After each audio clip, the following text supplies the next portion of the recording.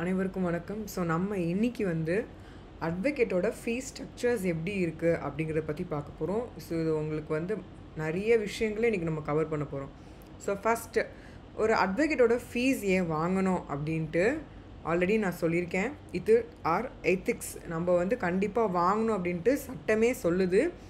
ஏன்னா உங்களுக்கு free legal எய்டுன்னு சொல்லக்கூட இலவசமாக உங்களுக்கு வந்து தேவையான சட்ட விதத்தில் என்ன விதமான உங்களுக்கு கேள்விகள் இருந்தாலும் நீங்கள் இலவசமாக கேட்கக்கூடிய காலேஜஸில், அதாவது கல்லூரிகளில் மற்றும் பல இடங்களில் இதுக்கான விழிப்புணர்வுகளும் கொடுத்துட்ருக்காங்க. நீங்கள் எந்த செலவுமே இல்லாமல் நீங்கள் உங்ககிட்ட கேட்டு சட்டத்தில் என்ன இது சரியா தவறா அப்படின்னு கேட்டு நீங்கள் தெரிஞ்சுக்கிறதுக்கான அனைத்து வசதிகளுமே இந்தியா முழுக்க இருக்குது. அப்போது இதை நம்ம ஃப்ரீயாக பண்ண முடியாது. ஸோ மேக்ஸிமம் ஒரு ஃபீஸ் ஸ்ட்ரக்சர்ஸை ஃபாலோ பண்ணுவாங்க. இது எதை பேஸ் பண்ணி ஃபாலோ பண்ணுறாங்க, இது லைக் இந்த கன்சல்டிங் ஃபீஸ் வந்து எவ்வளோ வாங்குவாங்க, ஒரு கேஸ் நடக்கிறது தோராயமாக எவ்வளோ வாங்குவாங்க அப்படிங்கிறத பற்றின முழு விவரம் நம்ம இன்றைக்கி பார்க்கலாம். ஸோ நம்ம என்னுடைய ஓவர் வியூவில் எதெல்லாம் நம்ம கவர் பண்ண போகிறோன்னா, லீகல் ஃபீஸோட ஸ்ட்ரக்சர் என்ன, இது ஏன் நீங்கள் லீகல் ஃபீஸ் கண்டிப்பாக கொடுக்கணும், உங்களுக்கு இதில் வந்து என்ன வந்து பெனிஃபிட் ஆக போகிறீங்க அப்படிங்கிறது ஒரு விஷயம். ரொம்ப ரொம்ப முக்கியமான விஷயம் வந்து இந்த ஃபீஸ் ஸ்ட்ரக்சரோட க்ரைட்டீரியா வந்து எப்படி வச்சா ப்ராப்பராக இருக்கும், ஏன் இதை வாங்குகிறாங்க. தோராயமாக சொல்லுவாங்க ஒரு 2 லட்சத்தில் முடிச்சிடலாம், 3 லட்சத்தில் முடிச்சிடலான்னு சொல்கிறாங்க. அது நீங்கள் கொடுக்குற வழக்கறிஞர் சரியானவரா இல்லைன்னா அவர் மேலே என்ன லீகல் ஆக்ஷன் எடுக்க முடியும், அவர் உண்மையிலே என்ரோல் பண்ணி இருக்கும் பட்சத்தில் அவர் ஏதாவது உங்களுக்கு துரோகம் செய்யக்கூடிய தருணங்கள், உங்களுடைய இன்ஃபர்மேஷனை வந்து ரிலீஸ் பண்ணுறாரு, உங்களுடைய இன்ஃபர்மேஷனை வந்து லீக் அவுட் பண்ணுறாரு, ஆப்போசிட் பார்ட்டிக்கு கொடுக்குறாரு அப்படின்னா அவங்க மேலே நீங்கள் எப்படி லீகல் ஆக்ஷன் எடுக்க முடியும்.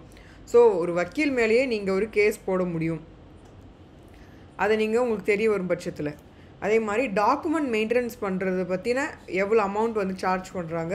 அண்டு கம்பல்சரியாக ஒவ்வொரு சிட்டிசன் ஆஃப் இந்தியாவும் சரி, ஒவ்வொரு சிட்டிசன் ஆஃப் ஹியூமன் பீனாக இருந்தாலும் சரி, இவங்க எல்லாருமே கம்பல்சரியாக 2 இல்லை 2க்கும் மேற்பட்ட வழக்கறிஞர் கண்டிப்பாக ஒவ்வொரு குடும்பத்துலேயும் ஒவ்வொரு இண்டிவிஜுவலுக்குமே கண்டிப்பாக அவங்க இருக்கணும்.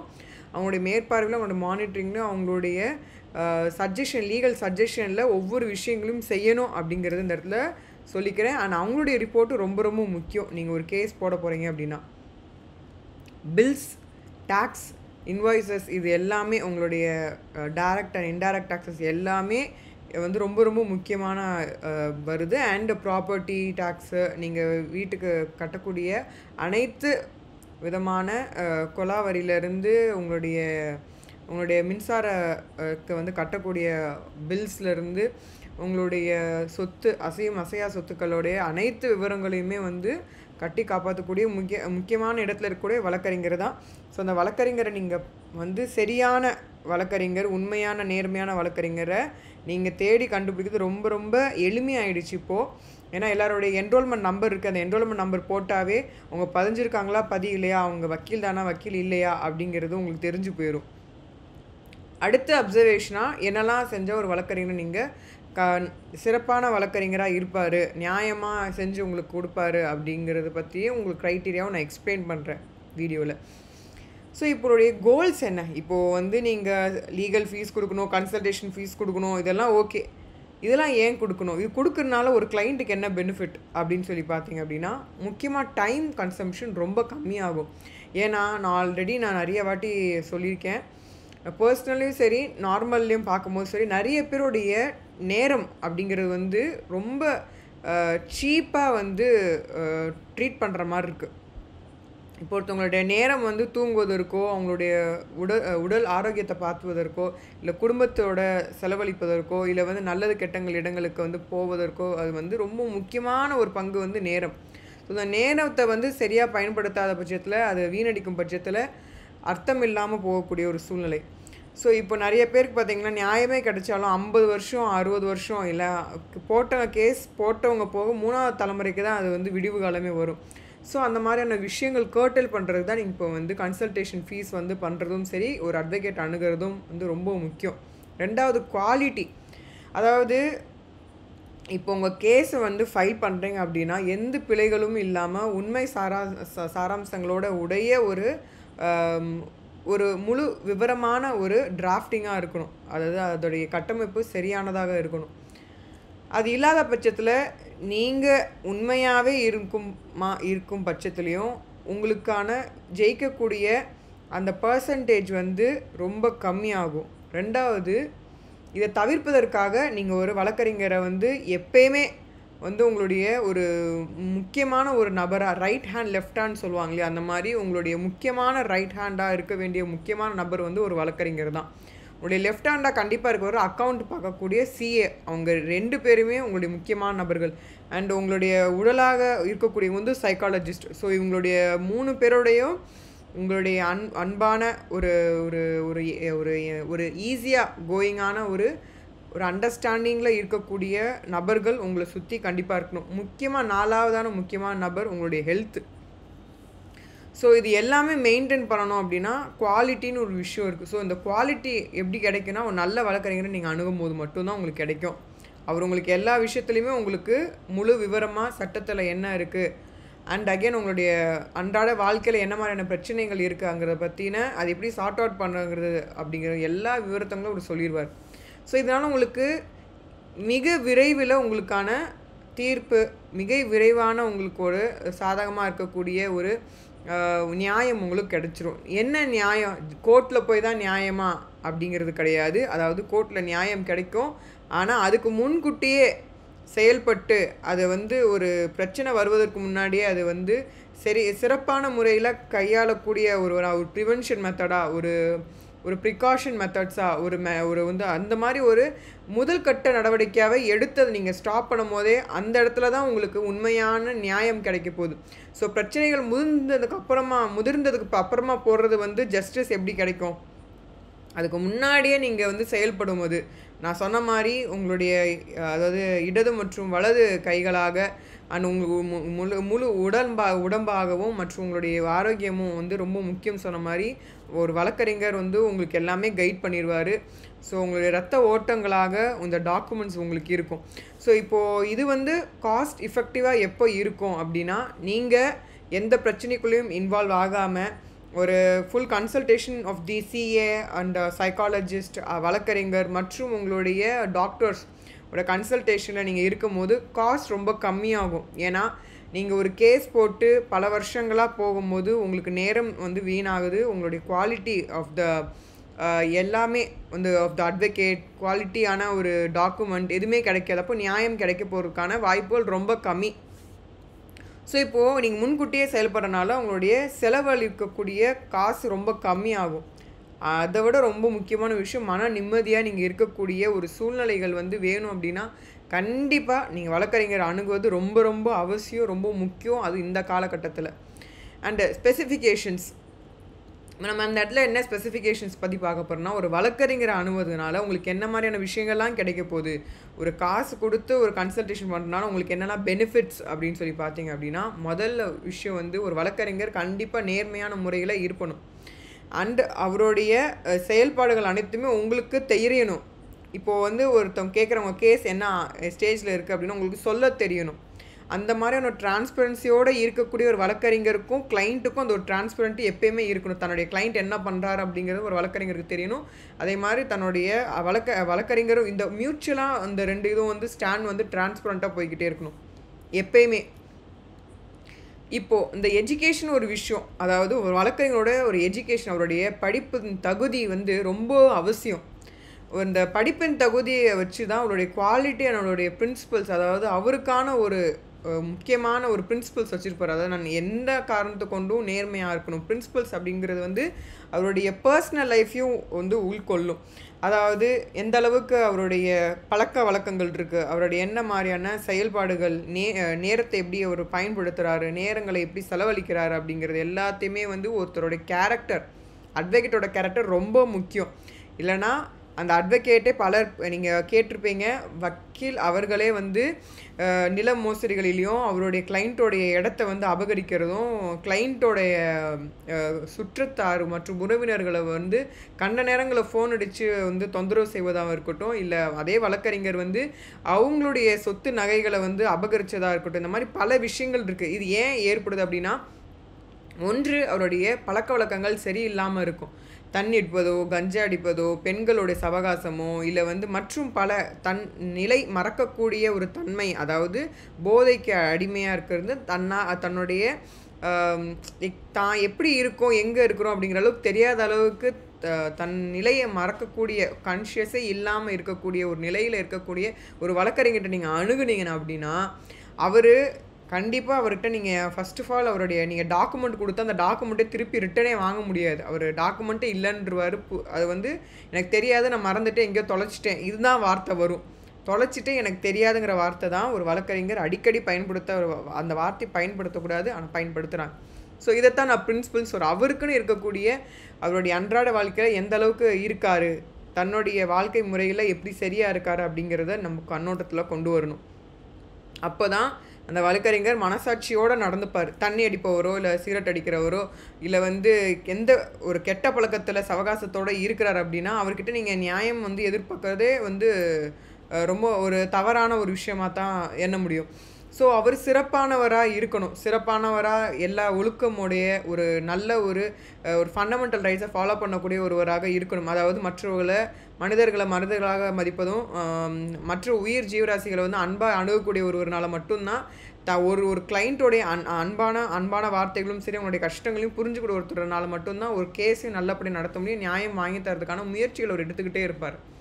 அது வந்து பெண் வழக்கறிஞரோ இல்லை ஆண் வழக்கறிஞரோ யாராக மற்ற பாலினத்தினர் இருக்கக்கூடிய வழக்கறிஞராக இருந்தாலும் சரி, அவங்க இந்த பர்டிகுலர் ஆனால் இந்த பிரின்சிபல்ஸை ஃபாலோ பண்ணணும். இதை நீங்கள் கண்டிப்பாக செக் பண்ணியே ஆகணும். அதாவது இந்த மாதிரியான விஷயங்களை செக் பண்ணிட்டாவே குவாலிட்டி ரொம்ப ஃபஸ்ட் கிளாஸாக இருக்கும். உங்கள் கேஸ் வந்து ஃபைல் பண்ணி தான் நியாயம் இல்லை, ஃபைல் பண்ணுறதுக்கு முன்னாடியே உங்களுக்கு என்ன மாதிரியான விஷயங்கள் நீங்கள் ஜாக்கிரதையாக இருக்கணும், என்ன மாதிரியான விஷயங்களை நீங்கள் வந்து எப்பயுமே வந்து முன்கூட்டி நீங்கள் அலர்ட்டாக இருக்கணும் அப்படிங்கிறத அவர் சொல்லிடுவார். ஸோ உங்களுடைய வாழ்க்கையில் வந்து முழு திருப்தியோட ஒரு சாட்டிஸ்ஃபேக்ஷனோட வந்து ஃபுல் லைஃப்பை நீங்கள் லீட் பண்ணுவீங்க. ஃபேமிலியோட நிறைய டைம் ஸ்பெண்ட் பண்ணுறதுக்கும் உங்களுடைய பர்சனல் டெவலப்மெண்ட் அண்ட் உங்களுடைய ஃபினான்ஷியல் டெவலப்மெண்ட் ரொம்ப ஆரோக்கியமாக இருக்கும். இது எப்போது ஆரோக்கியமாக இருக்குன்னா ஒரு வழக்கறிஞர் சிறப்பானவராக உங்களுடைய சுற்றி இருக்கும்போது மட்டும்தான். அடுத்து கான்ட்ராக்ட், அதாவது ஒரு வழக்கறிஞர்கிட்ட ஒரு கேஸ் போட்டுட்டிங்க அப்படின்னா நீங்கள் வந்து ஒரு வழக்கறிஞரோட என்ன பண்ணுறீங்கன்னா ஒரு கான்ட்ராக்ட்குள்ள, அதான் வக்காலத்துன்னு சொல்லுவாங்க. நீங்கள் கையெழுத்து போடுறீங்க, எனக்காக இவர் வாதாடுவார், எனக்காக அவர் பேச போகிறார், எனக்காக என் சார்பில் அவர் இருக்க போகிறார், எனக்கு பதில் அவர் இருக்கார். அது எப்படின்னா எனக்கு அப்புறம் என் புள்ள அப்படின்னு சொல்லுவாங்க பார்த்தீங்களா, என் தலைமுறை அடுத்து வரும் அப்படிங்கிற மாதிரி ஒரு வழக்கறிஞருக்கு நீங்கள் ஒரு அங்கீகாரம் கொடுக்குறீங்க. அதாவது என்னுடைய கேஸ்க்காக என்னுடைய இடத்துக்கு வந்து இந்த வழக்கறிஞரை நான் வந்து நியமனம் செய்கிறேன், அந்த வழக்கறிஞர் சிறப்பாக செய்வார் அப்படின்னு நம்பிக்கையோடு நான் செய்கிறேன் அப்படின்னு சொல்லிட்டு நீங்கள் அவருக்கு எழுதி கொடுக்குறீங்க. அதனால தான் நீங்கள் அடிக்கடி நீங்கள் வழக்கறிஞரிடம் வந்து கோர்ட்டுக்கு வந்து கூப்பிட மாட்டாங்க. மேக்ஸிமம் அவங்க முடிக்க பார்ப்பாங்க, முக்கியமான நேரங்களில் மட்டும்தான் அவங்க கூப்பிடுவாங்க. மற்ற சின்ன சின்ன விஷயங்களுக்கெல்லாம் வந்து அடிக்கடி கிளைண்ட்டை கூப்பிட மாட்டாங்க, தொந்தரவு செய்ய மாட்டாங்க. அதனால தான் ஒரு கான்ட்ராக்ட்குள்ளே போகிறோம், வக்காலத்தில் கையெழுத்து போடுறீங்க, அதுக்கு சாட்சியாக இன்னொரு வழக்கறிஞர், அது லோவர் கோர்ட்டில் 2 வழக்கறிஞர் கையெழுத்து போடணும் விட்னஸ்க்கு. இன்னும் இது வந்து ஹைகோர்ட்டில் வந்து உங்களுக்கு கையெழுத்து போட்டாவே போதுமானதுன்னு சொல்கிறாங்க. இது வந்து மாறுபடும். ஸோ அந்த கோர்ட்டில் என்ன ப்ராக்டிஸ் ஃபாலோ பண்ணணும் அதை கேட்டு நம்ம ஃபாலோ பண்ணிக்கணும். இப்போது இந்த வக்காலத்தில் போடும்போது உங்களுக்கு என்ன பண்ணுவாங்கன்னா வெல்ஃபேர் ஸ்டாம்ப்பு அண்டு ஸ்டாம்ப் வச்சு ஒட்டி உங்களுக்கு கொடுப்பாங்க. தோராயமாக அது ஒரு 50 ரூபா வரும். அண்டு ஒட்டுறது மட்டும் இல்லாமல் அந்த மற்ற வழக்கறிஞர் வந்து விட்னஸாக கையெழுத்து போடும்போது அவங்களுக்கு உங்கள் கேஸில் ஏதாவது ஒரு பிரச்சனை வந்தாலும் அந்த வழக்கறிஞர்களுக்கும் பிரச்சனை வரும். அதனால தான் என்ன பண்ணுவாங்கன்னா வழக்கறிஞர்களுக்கு வந்து ஒரு அமௌண்ட் கொடுத்து ஒரு ஃபோட்டோ எடுத்துப்பாங்க, ஒரு வீடியோ எடுத்துப்பாங்க. ஸோ இது வந்து ஃபஸ்ட்டான ஒரு விஷயம், எல்லாரும் தெரிஞ்சுக்கிற விஷயம். இந்த கையெழுத்தில் வந்து வக்காலத்தில் எத்தனை பேர் கையெழுத்து இருக்கணும்னா முக்கியமாக 3 கையெழுத்து இருக்கும். அதில் ஒருத்தர் வந்து கிளைண்ட்டு, இன்னொருத்தர் வந்து யார்கிட்ட அந்த கேஸை நீங்கள் கொடுக்க போகிறீங்களோ அவருடைய கையெழுத்து, வழக்கறிஞரோட கையெழுத்து, இதுக்கு சாட்சியாக ஒருத்தரோட கையெழுத்து, 1 2 பேர்பட்ட. ஸோ இந்த 2 வழக்கறிஞர்களுக்குமே அவங்க இந்த கேஸ் சம்மந்தமாக வந்து கையெழுத்து போட்டாங்கன்னா ஆப்போசிட் பார்ட்டியோட கையெழுத்து அவங்க போட்டாங்கன்னா அவங்க மேலே என்ன ஆகும் அப்படின்னா வழக்கு பதிவு செஞ்சுருவாங்க. கோர்ட் டைரக்ஷனில் என்ன பண்ணிடுவாங்கன்னா அவங்க மேலே, அதாவது ஆல்ரெடி நான் சொல்லியிருக்கேன், டிசிப்ளினரி ப்ரொசீடிங்ஸ் அவங்க மேலே எடுப்பாங்க. அதாவது அவங்க வந்து முரண்பட்டு நடந்திருக்காங்க அப்படிங்கிற மாதிரியான விஷயங்கள் இந்த மாதிரியும் நடக்கும். சில வழக்கறிஞர் என்ன பண்ணுவாங்கன்னா இப்போ எனக்கும் இன்னொருத்தருக்கும் இப்போது சண்டை பிரச்சனை, சரியா, இது கோர்ட்டுக்கு போயிடுச்சு. இப்போ என்ன பண்ணுவாங்கன்னா விட்னஸ் கையெழுத்துக்கு வழக்கறிஞர் போகிறாங்க. இப்போ எனக்கும் கையெழுத்து போடுவாங்க, அவங்களுக்கும் கையெழுத்து போட்டாங்க. அப்போ 2 பேரும் கையெழுத்து எப்படி போட முடியும்? இல்லையா? அப்போ அந்த இடத்துல தப்பு நடக்காமல் இருக்கிறதுக்காக தான் இந்த வழக்கறிஞரை நம்ம என்ன பண்ணுறோம், விட்னஸ்க்கு ஒரு கையெழுத்து போடும்போது அவங்களுக்கு ஒரு அமௌண்ட் நம்ம தருவோம். ஒரு ரூ. 1000 ரூ. 2000 கொடுக்குறது ரொம்ப வழக்கமான ஒரு விஷயம்.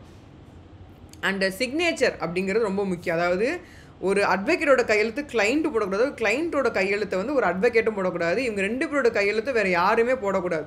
ஸோ இந்த இடத்துல வந்து சிக்னேச்சரை வந்து மால் ப்ராக்டிஸ் பண்ணுறதோ இல்லை மாடிஃபை பண்ணுறதோ இல்லை கையெழுத்து அவங்க கையெழுத்து போடுறதோ ரொம்ப தப்பான செயல். அது ஒரு சீட்டிங். ஸோ அதை செய்கிறது வந்து ரொம்ப கடுமையான ஒரு தண்டனைக்குரியது. ஸோ இதை நம்ம யாரும் செய்யக்கூடாது. அப்படியே வந்து சப்போஸ் கிளைண்ட்னால் வர முடியலனா கொரியர் அனுப்பி கையெழுத்து வாங்கணுமே தவிர மற்ற விதத்தில் வந்து எந்த விதமான கையெழுத்து போடுவது வந்து ரொம்ப தப்பான ஒரு செயல். ஸோ அதை போடக்கூடாது. அதே மாதிரி டாக்குமெண்ட்ஸ். ஸோ டாக்குமெண்ட்ஸ் வந்து மெயின்டைன் பண்ணுறது ரொம்ப முக்கியம். ஒரு கிளைண்ட்டாக இருக்கட்டும் இல்லை ஒரு வழக்கறிஞராக இருக்கட்டும், அந்த டாக்குமெண்ட்ஸ் வந்து 2 பேர்கிட்டையுமே அது ரெடியாக இருக்கணும் எப்பயுமே.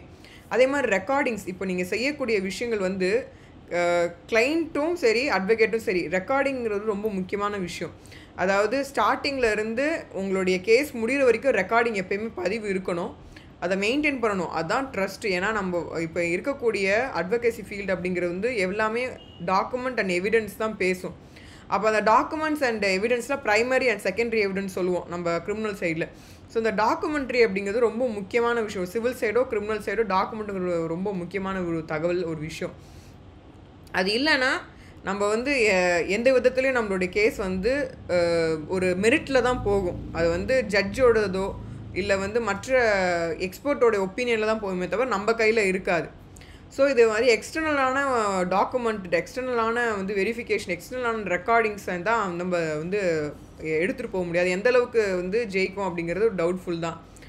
ஸோ நியாயம் வேணும்னா நம்ம இதெல்லாமே மெயின்டைன் பண்ணி ஆகணும். ஸோ இப்போ மைல்ஸ்டோன் அப்படிங்கிறது என்ன அப்படின்னா, இது வரைக்கும் இந்நாள் வரைக்கும் வழக்கறிஞருடைய செயல்பாடுகள் இது வரைக்குமே வந்து அப்ரிஷியேட் பண்ணுற மாதிரி நிறைய பேர் வந்து உடைய மக்களுடைய கருத்துக்களும் சரி மற்ற ஒரு கருத்துக்களும் பார்க்கும்போது அந்த அளவுக்கு ஏற்றத்தக்கதாக இல்லை. நான் நிறைய பர்சனலாகவும் சரி இல்லை வந்து கிளர்க்கு இல்லை கிளைண்ட்டு இல்லை அஃபிஷியல்ஸ்கிட்டேயோ இல்லை ஏன் கோர்ட்லேயே வேலை பார்க்குறவங்களுடைய பிரச்சனைகளே இருந்தாலுமே சரி நியாயமான முறையில் அமைவது கிடையாது இது வரைக்கும். ஏன் அப்படின்னா படிக்கிறதும் இல்லை, சொல்லிக் கொடுக்கறதும் இல்லை, டைம் வந்து குவாலிட்டியாக வேலைகளை செய்வதும் இல்லை, நியாயம் கிடைப்பதற்கான வழிகளுக்கு வந்து அதுக்கான விஷயங்கள் செய்வதும் அல்ல, ஒரு ஃபேரான ப்ராக்டிஸ் இருக்கிறது கிடையாது. அதாவது ஃபேரான ப்ராக்டிஸ் அந்த மீன்ஸ், அதாவது நான் ஒரு வழக்கறிஞராக என்னுடைய கிளைண்ட்டுக்கான அனைத்து அதாவது அவங்களுக்கு இருக்கக்கூடிய அனைத்து விதமான டாக்குமெண்ட்ஸ், அவருக்காக இருக்கக்கூடிய விஷயங்கள் எல்லாத்தையும் நான் போய் கோர்ட்டில் போய் கொடுக்குறேன். ஏன்னா ஒரு கிளைண்ட்டுனால ஒரு இமோஷ்னல் கண்ட்ரோல் பண்ண முடியாது.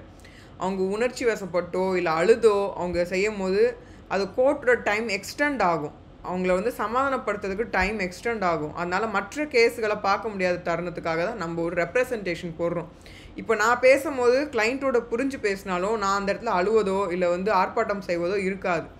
ஸோ அதுக்காக தான் நம்ம என்ன சொல்கிறோம், முக்கியமாக வந்து நம்ம ஒரு கான்ட்ராக்டில் ஒரு ரெப்ரசன்டேட்டிவாக நம்ம ஒரு இமோஷனல் ஆகாமல் நம்ம பேசுவதற்காகவும் நியாயமாக என்ன சட்டப்படி இருக்கோ அதை பற்றி பேசுறதுக்காகவும். இப்போ நம்ம சட்டம் தான், சட்டத்தை பற்றி ஆர்கியூ பண்ண முடியாது.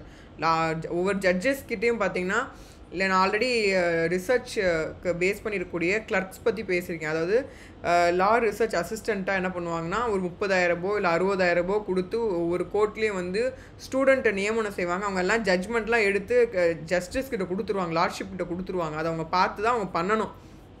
ஆனால் ஒரு சில வழக்கறிஞர் அவங்களுடைய இன்ட்ரெஸ்ட்லேயே சுப்ரீம் கோர்ட் ஜட்ஜ்மெண்ட்லாம் எடுத்து கொடுத்து இந்த கேஸை முடிக்கட்டும் அப்படிங்கிற மாதிரியான விஷயங்கள்லாம் செய்வாங்க. ஸோ இப்போ ஒரு கோர்ட்டுன்னு இருந்தால் அது ஒரு பர்டிகுலர் அந்த அந்த போர்ட்ஃபோலியோவில் வந்து பார்த்திங்கன்னா ஒரு 3 மாதம் இருக்காங்க அப்படின்னா அந்த போர்ட்ஃபோலியோவில் என்னெல்லாம் இருக்க போகுது கேஸ் அப்படிங்கன்னா அதுக்கான ஜட்ஜ்மெண்ட்லாம் எடுத்து வச்சுருவாங்க, ரெடியாக வச்சுருப்பாங்க. ஸோ இது மாதிரி தான் ஃபாலோ பண்ணணும் அப்படின்னு ஒரு சிலது வந்து ஏன் ஜட்ஜ்மெண்ட் ஃபாலோ பண்ணாமல் அவங்க மாரல் லாஸை வந்து ஃபாலோ பண்ணி ரெடி பண்ணுவாங்க. ஸோ இந்த மாதிரி நிறைய விஷயங்கள் உள்ளே அடங்கும். ஸோ இப்போது இந்த மாதிரியான ஒரு ஃபேர் ப்ராக்டிஸ் வந்து இருக்குமா அப்படிங்கிறது ஒரு சந்தேகம். இது வரைக்கும் அந்த மாதிரி இருந்தது கிடையாது. ஏன்னா நிறைய குரூப்பிசம் இருக்கும். அதே மாதிரி பார்த்திங்கன்னா ஒரு லீகலான நார்ம்ஸை ஃபாலோ பண்ணுவாங்களா அப்படிங்கிற ஒரு டவுட்ஃபுல்லான விஷயம் இந்நாள் வரைக்கும். ஸோ என்கரேஜ்மெண்ட் மாதிரியான விஷயங்கள் இருக்காது. ஸோ அதுதான் சொல்கிறேன், என்கரேஜ்மெண்ட் மாதிரியான விஷயங்கள் இல்லாத பட்சத்தில் இந்த மைல்ஸ்டோன் வந்து பாஸ் ஆனே ஆகாது. என்கரேஜ்மெண்ட்டும் இருக்காது, யூனிட்டியும் இருக்காது. ஏன்னா குரூப்பிசம் இருக்கும். அதாவது இப்போ ஒரு ஃபார் எக்ஸாம்பிளுக்கு வந்து ஒரு சேலமில் ஒரு கோர்ட் இருக்குது அப்படின்னா, ஃபார் எக்ஸாம்பிளுக்கு சொல்கிறேன், அந்த சேலம் கோர்ட்டில் இருக்கவங்க ஒரு சில 10 பேர் இருக்காங்கன்னா அந்த 10 வக்கீல் மட்டும்தான் அந்த வந்து அவங்க மட்டும் பேரில் பதிஞ்சாதான் உள்ளே இருக்க ஆஃபீஸர்ஸ் விடுவாங்க. இல்லை என்ன பண்ணுவாங்கன்னா புதுசாக வந்த அட்வொகேட்டை உள்ளே விட மாட்டாங்க, அவங்கள பதிவு செய்ய விட மாட்டாங்க. ஸோ அவங்க பண்ணுறது அதாவது அராஜக மாதிரி ஒரு விஷயம் வந்து எல்லா கோர்ட்லேயுமே நடக்கும். அந்த மாதிரி இருக்கக்கூடாது. ஒரு advocate has a freedom to practise anywhere in India. So represent பண்ணி இந்தியா முழுக்க எங்கே வேணால் போய் ப்ராக்டிஸ் பண்ணலாம், எங்கே வேணால் போயிட்டு அவங்க கேஸை வந்து ஃபைல் பண்ணி பாஸ் ஆன் பண்ணலாம். ஆனால் அந்த மாதிரி விடுறது கிடையாது. அது ஒரு குரூப்பிசமாக இருக்கும். ஸோ யூனிட்டின்னு ஒரு விஷயமே இருக்காது. இந்தியா முழுக்க அந்த வக்கீல் வந்து ஃப்ரீயாக போயிட்டு கேஸை ஃபைல் பண்ண முடியுமா அப்படின்னா விட மாட்டாங்க. இப்போ வந்து கோயம்புத்தூரில் ஒரு 10 அட்வொகேட் 15 அட்வொகேட் தான் இருப்பாங்க. அந்த 15 அட்வொகேட் ஒரு சிவில் கிரிமினலுக்கு அவங்கள தாண்டி வேறு யாரையுமே உள்ளே விட மாட்டாங்க. ஸோ அந்த மாதிரி ரொம்ப மோசமான ஒரு விஷயம்லாம் வந்து ப்ராக்டிஸ் பண்ணுறாங்க. அதே மாதிரி ஃபண்டமெண்டல் ரைட்ஸ்னு ஒரு விஷயமே கிடையாது. இப்போ இந்த மாதிரி ஃபாலோ பண்ணோம்னா எப்படி ஃபண்டமெண்டல் ரைட்ஸ் இருக்கும்? ஃபண்டமெண்டல் ரைட்ஸே கிடையாது. ஒரு யூனிஃபார்மிட்டி இருக்காது, ஒரு நார்ம்ஸ் ஃபாலோ பண்ண மாட்டாங்க, ஒரு டிஸ்கிரிமினேஷன் இருக்கும். ஃபார் எக்ஸாம்பிள் இன்னும் லிட்ரலாக சொன்னால் ஒரு பர்டிகுலர் கம்யூனிட்டி பேஸ் பண்ணியிருப்பாங்க, ரிலீஜியஸ் பேஸ் பண்ணியிருப்பாங்க, ஜாதி பேஸ் பண்ணியிருப்பாங்க. ஸோ இந்த மாதிரிலாம் இருந்தாங்க அப்படின்னா அந்த இது வந்து ப்ராப்பராகவே ஒரு கிளைண்ட்டுக்கு ஒரு ஜஸ்டிஃபிகேஷனே கிடைக்காது. இந்த மாதிரியான விஷயங்கள்லாம் நடக்குது, ஏன்னா கேட்டு தெரிஞ்சுக்கோங்க. ஸோ இதனால் என்ன ஆகுனா யாருக்குமே ஒரு மன திருப்தியே இருக்காது, பீஸ் ஆஃப் மைண்டே இருக்காது. நம்ம ஒன்று சொல்லுவோம், அவன் ஒன்று அடித்து அவன் உள்ளே ஒன்று ஃபைல் பண்ணுவான். நம்ம சொல்லுவோம் இதை வந்து உங்க அடிபட்டாங்க அப்படிங்கிறத மென்ஷன் பண்ணுங்கன்னா நான் விழுந்துட்டேன் அப்படின்னு எழுதிடுவாங்க. அடிப்பட்டதுக்கும் அடி வாங்கினதுக்கும் விழுந்துட்டதுக்கும் நிறைய வித்தியாசம் இருக்குது. அப்போ அந்த ஒரு வார்த்தை மாற்றி விட்டாங்க அப்படின்னா நம்ம ஒன்றுமே சொல்ல முடியாது. இன்னும் ஒரு சில சிறப்பான ஒரு எக்ஸாம்பிள் சொன்னோம் அப்படின்னா, கொலை செய்ய வந்தார் அப்படின்னா குழந்தை வந்தது அப்படின்னா நம்ம என்ன பண்ண முடியும்? குழந்தை வந்ததுக்கும் கொலைக்கு வித்தியாசம் இல்லையா? வார்த்தைகளில் மாற்று ஏற்படும். அடிக்கிறவங்க வாட்டி இஷ்டத்துக்கு அடிப்பாங்க, அப்போது பிரச்சனைகள் ஏற்படும். நம்ம இங்கிலீஷில் வந்து நம்மளுடைய டிரான்ஸ்லேஷன் இருக்கும், டிரான்ஸ்லேஷனும் பெரிய குழப்படி இருக்கும். நம்ம ஒன்று சொல்லுவோம், அவங்க ஒன்று அடிப்பாங்க, திருப்பி அடிக்க சொன்னோம்னா அவங்க மூஞ்சி தூக்குவாங்க. ஸோ இந்த மாதிரியான விஷயங்கள் நிறைய அடங்கும். ஸோ இதெல்லாம் கர்டல் பண்ணுறதுக்கு தான் நம்ம ப்ராப்பராக போகணும். சேனலுக்கு போகணும் அப்படின்னா நம்ம அப்டேட் பண்ணணும். புது சட்டங்கள் வரும்போது அப்டேட் பண்ணணும், அது மற்றவங்களுக்கு சொல்லிக் கொடுக்கணும், அதில் என்ன மாதிரியான லேர்னிங் இருக்குன்னு தெரிஞ்சுக்கணும், ரிசர்ச் பண்ணணும், அதை அனலைஸ் பண்ணணும், இன்டர்பிரிட்டேஷன் பண்ணணும், டாக்குமெண்ட்ஸ் அது தகுந்த மாதிரி ரெடி பண்ணணும். இந்த மாதிரியான ஒரு ஹெல்த்தியான ஒரு விஷயங்கள் வந்து இது நாள் வரைக்கும் கிடையாது. இந்த ஜென்ரேஷனில் தான் நிறைய மாற்றங்கள், நிறைய படித்த மாணவர்கள் வந்து அது நிறைய மாற்றங்கள் கொண்டு வந்துட்டுருக்காங்க. விழிப்புணர்வுகள் இன்டர்நெட்டில், சோஷியல் மீடியாவில் நிறைய இடங்களில் விழிப்புணர்வுகள் கொடுக்குறாங்க. ஆனால் அவங்களுக்குமே ஒரு எக்ஸ்டெண்ட் மேலே நிறைய விஷயங்கள் விழிப்புணர்வு ஆகாமல் ஒரு இடத்துல ஸ்டக் ஆகிற காரணம் என்ன அப்படின்னா, அந்த காலத்தில் பார்த்திங்கன்னா பிரிட்டிஷ் ஆட்சியிலேருந்து வந்தவங்களுக்கு வந்து அவங்க விடலை. அதுவே ஒரு பெரிய டிஸ்கிரிமினேஷன் தான் அந்த இடத்துல. இந்தியன்ஸை வந்து கவுன்ஸ் போடக்கூடாது, நெக்பேண்ட் இந்த மாதிரியான விஷயங்கள்லாம் போடக்கூடாது அப்படிங்கிற மாதிரி நிறைய ரெஸ்ட்ரிக்ஷன்ஸ்லாம் வச்சுருந்தாங்க. அதெல்லாம் தாண்டி போராடி தான் நம்ம இப்போலாம் வந்து கவுன்ஸ் அண்ட் நெக்பேண்ட்ஸ்லாம் போடுறோம். அதுவே மிகப்பெரிய ஒரு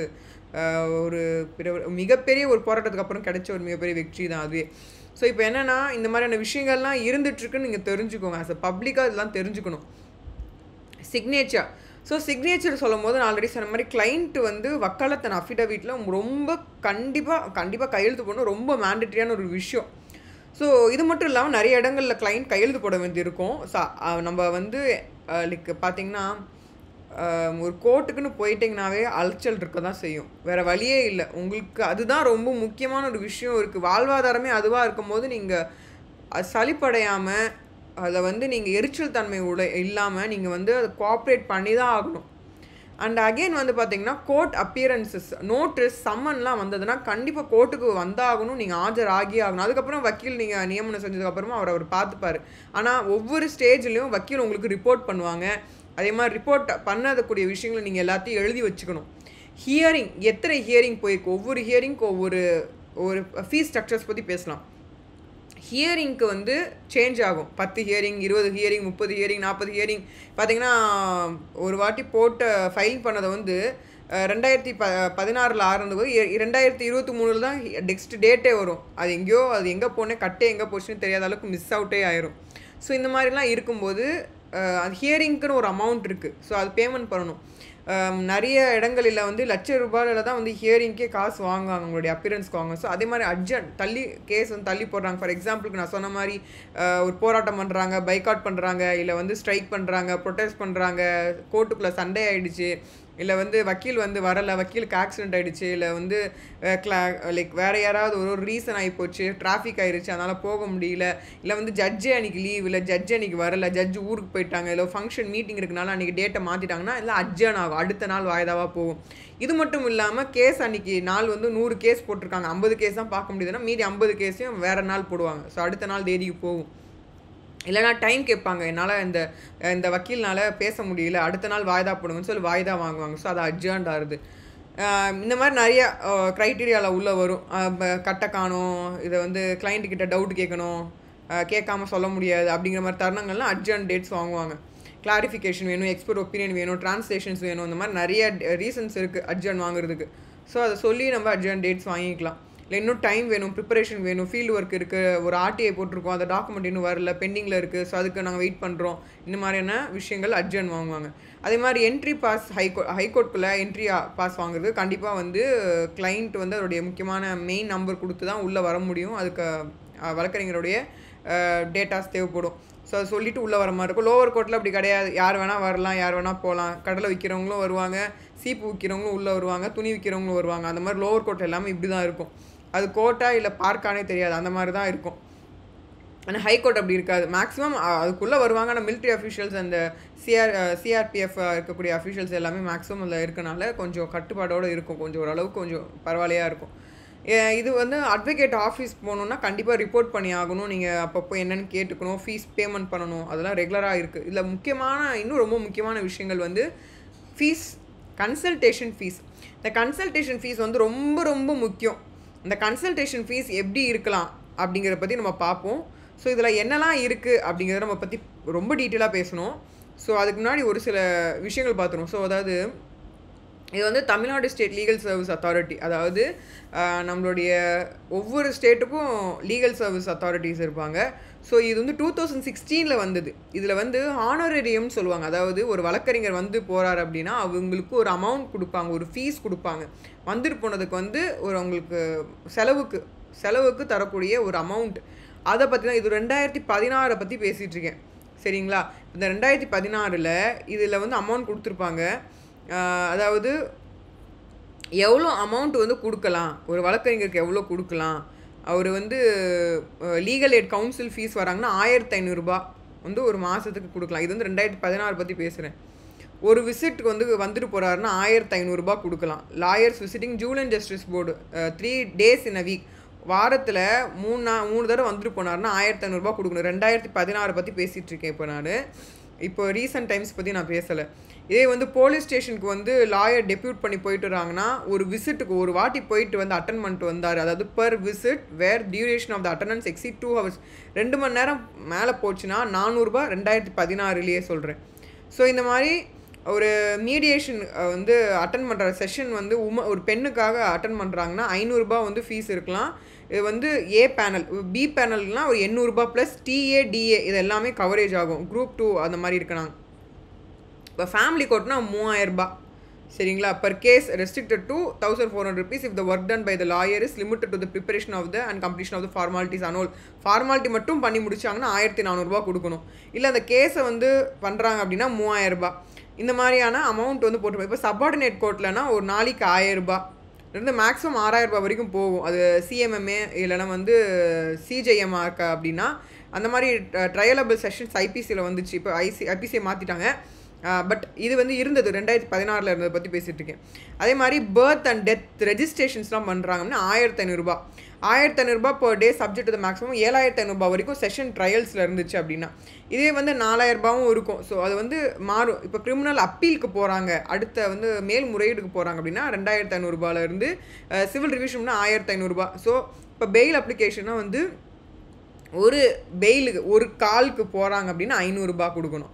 இதெல்லாம் வந்து கவர்மெண்ட்டில் சொல்லக்கூடிய ஃபீஸ் பற்றி பேசுகிறேன். இப்போ 125 மெயின்டெனன்ஸ் கேஸ் பற்றி போட்டிருப்பாங்க. அதுக்கு 3000 ரூபா பர் கேஸ் ஆஃப்டர் கண்டெஸ்ட் பண்ணிட்டாங்க அப்படின்னா ஒரு ஃபுல் ட்ரையெல்லாம் 3000 ரூபா. ஒரு வந்து எக்ஸ்பார்ட் கேசஸ்னால் 1000 ரூபா கொடுக்கணும். அதாவது ஒரு சிவில் கேஸ் அப்படின்னா 3800 ரூபா, 3800 rupees வந்து மேட்ரிமோனல் கேஸ் 2000 ரூபா. அது மாதிரி டிஸ்ட்ரிக்ட் முன்சிஃப் கேஸ் இந்த மாதிரி ஒவ்வொரு கோர்ட்டுக்கும் இப்போ மணி சூட்னா 3800 ரூபா அப்பயே. 2016 கொடுத்துருக்காங்க.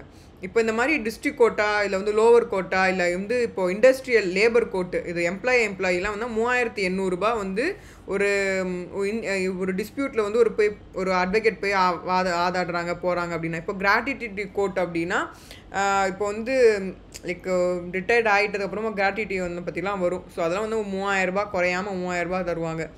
ஸோ இந்த மாதிரி ஒர்க்மேன் காம்பன்சேஷன்னா 20% ஆஃப் தி அவார்ட் அமௌண்ட். இப்போ 50,000 whether the compensation is up to 50,000னா 20% ஆஃப் த அமௌண்ட் என்ன அவார்ட் ஆகுதோ 20% கொடுக்கணும். அதே மாதிரி 50,000 1,00,000 அப்படின்னா 15% அவார்டான அமௌண்ட்லேருந்து கொடுக்கணும்.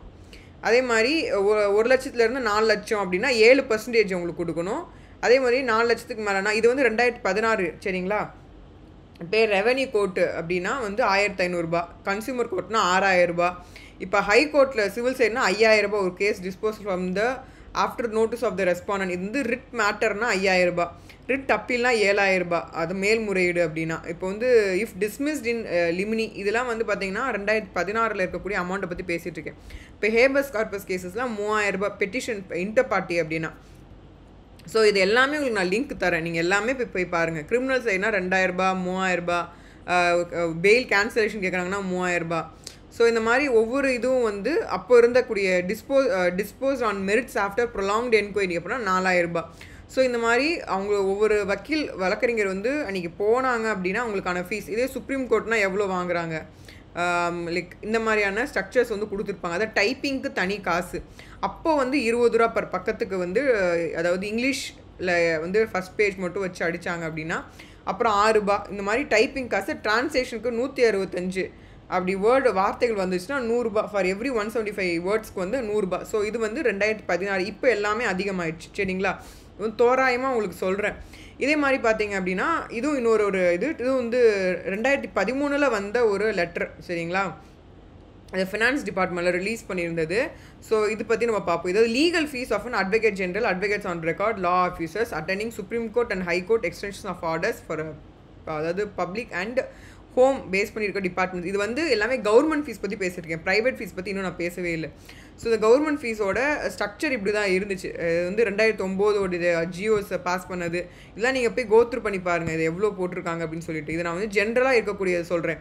இப்போ கவர்மெண்ட் சைடில் இருக்கக்கூடிய முக்கியமான கேசஸ் அவங்களுக்கு எவ்வளோலாம் ஒரு டெஃபனன்ட் சைடு வராங்க அப்படின்னா 3,200 பர் டே பர் கேஸ். ஒரு நாளைக்கு ஒரே ஒரு கேஸ்க்கு அவங்க அட்டன் பண்ணாங்கன்னா 3,200 அவங்க பேமெண்ட் பண்ணணும். ரேட்ஸ் நான் ஃபிக்ஸ் பை தி கவர்மெண்ட் சைட்லேயே வந்து ஃபிக்ஸ் பண்ண ஒரு அமௌண்ட் இது சரிங்களா.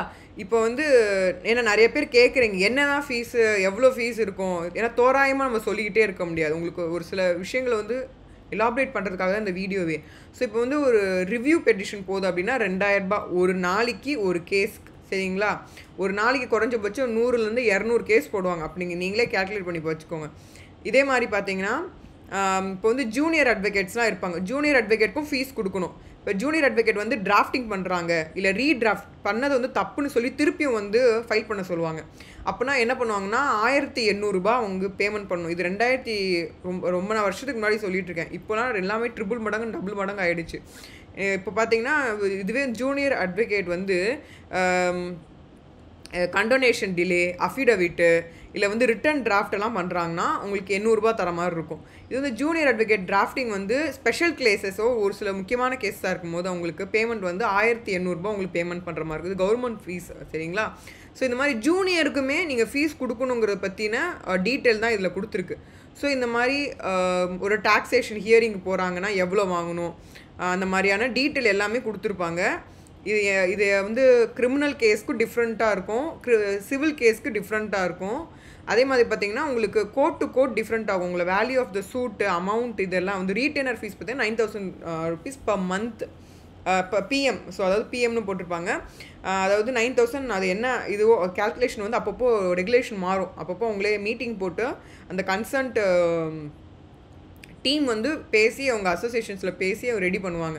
ஸோ ஆஃபீஸ் அசிஸ்டண்ட்டு என்ன மாதிரியான ஒர்க்ஸ் அது ஐட்டம் என்னென்னா ஒர்க்குக்கு தகுந்த மாதிரியான ஒர்க் எவ்வளோ டெலிஃபோன்ஸ் பேசுகிறாங்க, ஃபோன் பேசுனாங்க அப்படின்னா 2000 ரூபாய் மாதத்துக்கு 2000 ரூபாய் வந்து கொடுக்கணும். சரிங்களா? இதுதான் வந்து நார்ம்ஸ். ஒரு டெலிஃபோன் பேசுகிறதுலேருந்து, ஜெராக்ஸ் எடுக்கிறதுலேருந்து, ஜூனியருக்கு காசு கொடுக்குறதுலேருந்து, ட்ராவல் அலவன்சஸ் பற்றி கூட அவங்க சொல்லியிருப்பாங்க, எவ்வளோ ட்ராவல் அலவன்சஸ் கொடுக்கணும் அப்படின்னு சொல்லி. இது எல்லாமே பார்த்தீங்கன்னா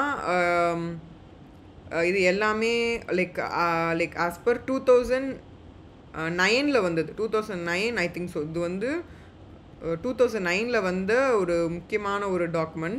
எஸ், 2009 ஜியோவில் வந்தது. அப்போது இப்போ நீங்கள் பார்த்தீங்கன்னா ரீசன்ட் டைம்ஸ் வந்து நிறைய மாற்றங்கள் ஏற்படுது. இது வந்து சுப்ரீம் கோர்ட்டுக்கு போகுது, கேஸ் போகுது அப்படின்னா அது தகுந்த மாதிரி மாறும். ஸோ இந்த மாதிரி ஒவ்வொரு இப்போ 2010 என்ன கொடுத்துருக்காங்க, எவ்வளோ ஃபீஸ் ஸ்ட்ரக்சர்ஸ் இருக்குது. இப்போ வந்து பார்த்திங்கன்னா இது வந்து ரீட்டைனர் ஃபீஸ்னு சொல்லுவாங்க. இது வந்து அட்வொகேட் ஜென்ரலுக்கு 23,000 per month, அடிஷ்னல் அட்வொகேட் ஜென்ரலுக்கு வந்து 20,000 per month. நான் வந்து ஆல்ரெடி வந்து உங்களுக்கு அந்த க்ரீன் கலரில் இருக்கக்கூடிய டெய்லி ரெஃபரன்சஸோட புக்கில் நான் சொல்லியிருக்கேன். அதாவது advocate general, additional advocate generals, government pleaders பற்றி பேசியிருக்கேன். ஸோ இவங்களுக்கு ஸ்பெஷல் கவர்மெண்ட் ப்ளீடர், ஸோ இந்த மாதிரி ஹைராக்கியில் அவங்க கொடுத்தாரு. ஸோ கவர்மெண்ட் ப்ளீடர்னா 15,000 per month, அதாவது ஸ்பெஷல் கவர்மெண்ட் ப்ளீடர்னா 12,000 per month, அடிஷ்னல் கவர்மெண்ட் ப்ளீடர்னா 10,000 per month, government advocate civil சைட்னா 7,500 per month, அதாவது பப்ளிக் ப்ராசிக்யூட்டர்னா 15,000 per month, அடிஷ்னல் பப்ளிக் ப்ராசிக்யூட்டர்னா 12,000 per month, government advocate criminal side 10,000 per month சொல்லிட்டு இவங்களே கொடுத்துருக்காங்க. இது எல்லாமே 2010ங்க. இப்போ எல்லாமே அதிகமாக இருக்குது. ஸோ அப்பியரன்ஸ் ஃபீஸ்க்கு பார்த்தீங்கன்னா ஃபார் அட்வொகேட் ஜென்ரல் வந்து அப்பியர் ஆனாங்கன்னா ஒரு கேஸ்க்கு வந்து 10,000 ரூபாயிலேருந்து மேக்ஸிமம் 40,000 ரூபாய் வரைக்கும் ஃபார் பேட்ச் கேசஸ் வாங்கலாம். இது செப்பரேட்டான ஒரு கேசஸ் இருக்குது அப்படின்னா அவங்க வந்து பேட்ச் கேஸ் மீன்ஸ் மோர் தென் 5 கேசஸ் அந்த சேம், அது ஒரே பிரச்சனை தான். நீங்கள் தெருவில் ஒரு 5 பேரும் சேர்ந்து ஒரே இதுதான் கேட்குறோம் அப்படின்னா பேட்ச் கேஸை அதை மொத்தமாக ஜாயின் பண்ணிடுவாங்க. ஸோ அந்த மாதிரி கேசஸ் பற்றி சொல்கிறது. அதே மாதிரி அப்பியரன்ஸ் ஃபார் சிவில் சைடு கேஸாக இருந்ததுன்னா அட்மிஷன் ஸ்டேஜில் ஆர்குமெண்ட்டில் இருக்கா, வித்தவுட் ஆர்குமெண்ட்டா, அது தகுந்த மாதிரி அது மெயினில் வருதா, பேட்சில் வருதா, சீலிங்கில் வருதா, 500 ரூபாவா, 100 ரூபா, 5,000 ரூபாவா அப்படின்னு சொல்லலாம். இப்போ டிஸ்போசல் கேஸ் அதெல்லாம் அதிலே அடங்கிடும். டிஸ்போசல் ஆஃப் இன்ஃபெக்ஷஸ், அதாவது ஒருத்தவங்க கேட்டிருப்பாங்க, கேட்ட விஷயமே இப்போ வந்து நான் சொல்லியிருக்கேன், இப்போ நான் வந்து காலேஜில் போய் படிக்கணும், எனக்கு வந்து ஃபீஸில் வந்து பிரச்சனையாக இருக்குது அப்படின்னு சொல்லி நான் ஃபீஸே கட்டி நானே படித்து முடிச்சு டிகிரியை வாங்கி நானே வேலைக்கு போயிடுவேன். அப்போது நான் கேட்ட ப்ரேயரே எனக்கு முடிஞ்சு போச்சு, நானே வேலைக்கு போயிட்டேன், இப்போ படித்து முடிச்சு எல்லாமே முடிஞ்சு போச்சு, இப்போ இந்த கேஸ் வந்தால் என்ன வராட்டினா என்ன அப்படிங்கிற மாதிரி கேஸ் இன்ஃபெக்ஷஸ் வித்ட்ரா பண்ணுறது, அதுக்கு வந்து 5,000 ரூபாய் வரைக்கும் வந்து ஒரு பர்டிகுலர் ஏதாவது கவர்மெண்ட் ப்ளீடரோ ஸ்பெஷல் லைக் இப்போ நான் படித்த மாதிரி கவர்மெண்ட் ப்ளீடர்ஸோ ஸ்பெஷல் கவர்மெண்ட் ப்ளீடர்ஸோ அடிஷ்னல் கவர்மெண்ட் ப்ளீடர்ஸோ கவர்மெண்ட் அட்வொகேட்ஸ் அப்பியர் ஆனாங்கன்னா டிஸ்போஸ் ஆகிடுச்சு, இன்ஃபெக்ஷஸ் ஆகிடுச்சுன்னா உங்களுக்கு அது மெயின்னா 150, பேட்ச்னா 100, சீலிங்னா 5,000 ரூபாய். அதே மாதிரி ரிட் வித்தவுட் ஆர்குமெண்ட் இருந்ததுன்னா 10,000 ரூபாய் வரைக்கும் சீலிங்கோட போகும். 1000 ரூபாயிலேருந்து தோராயமாக போகும்.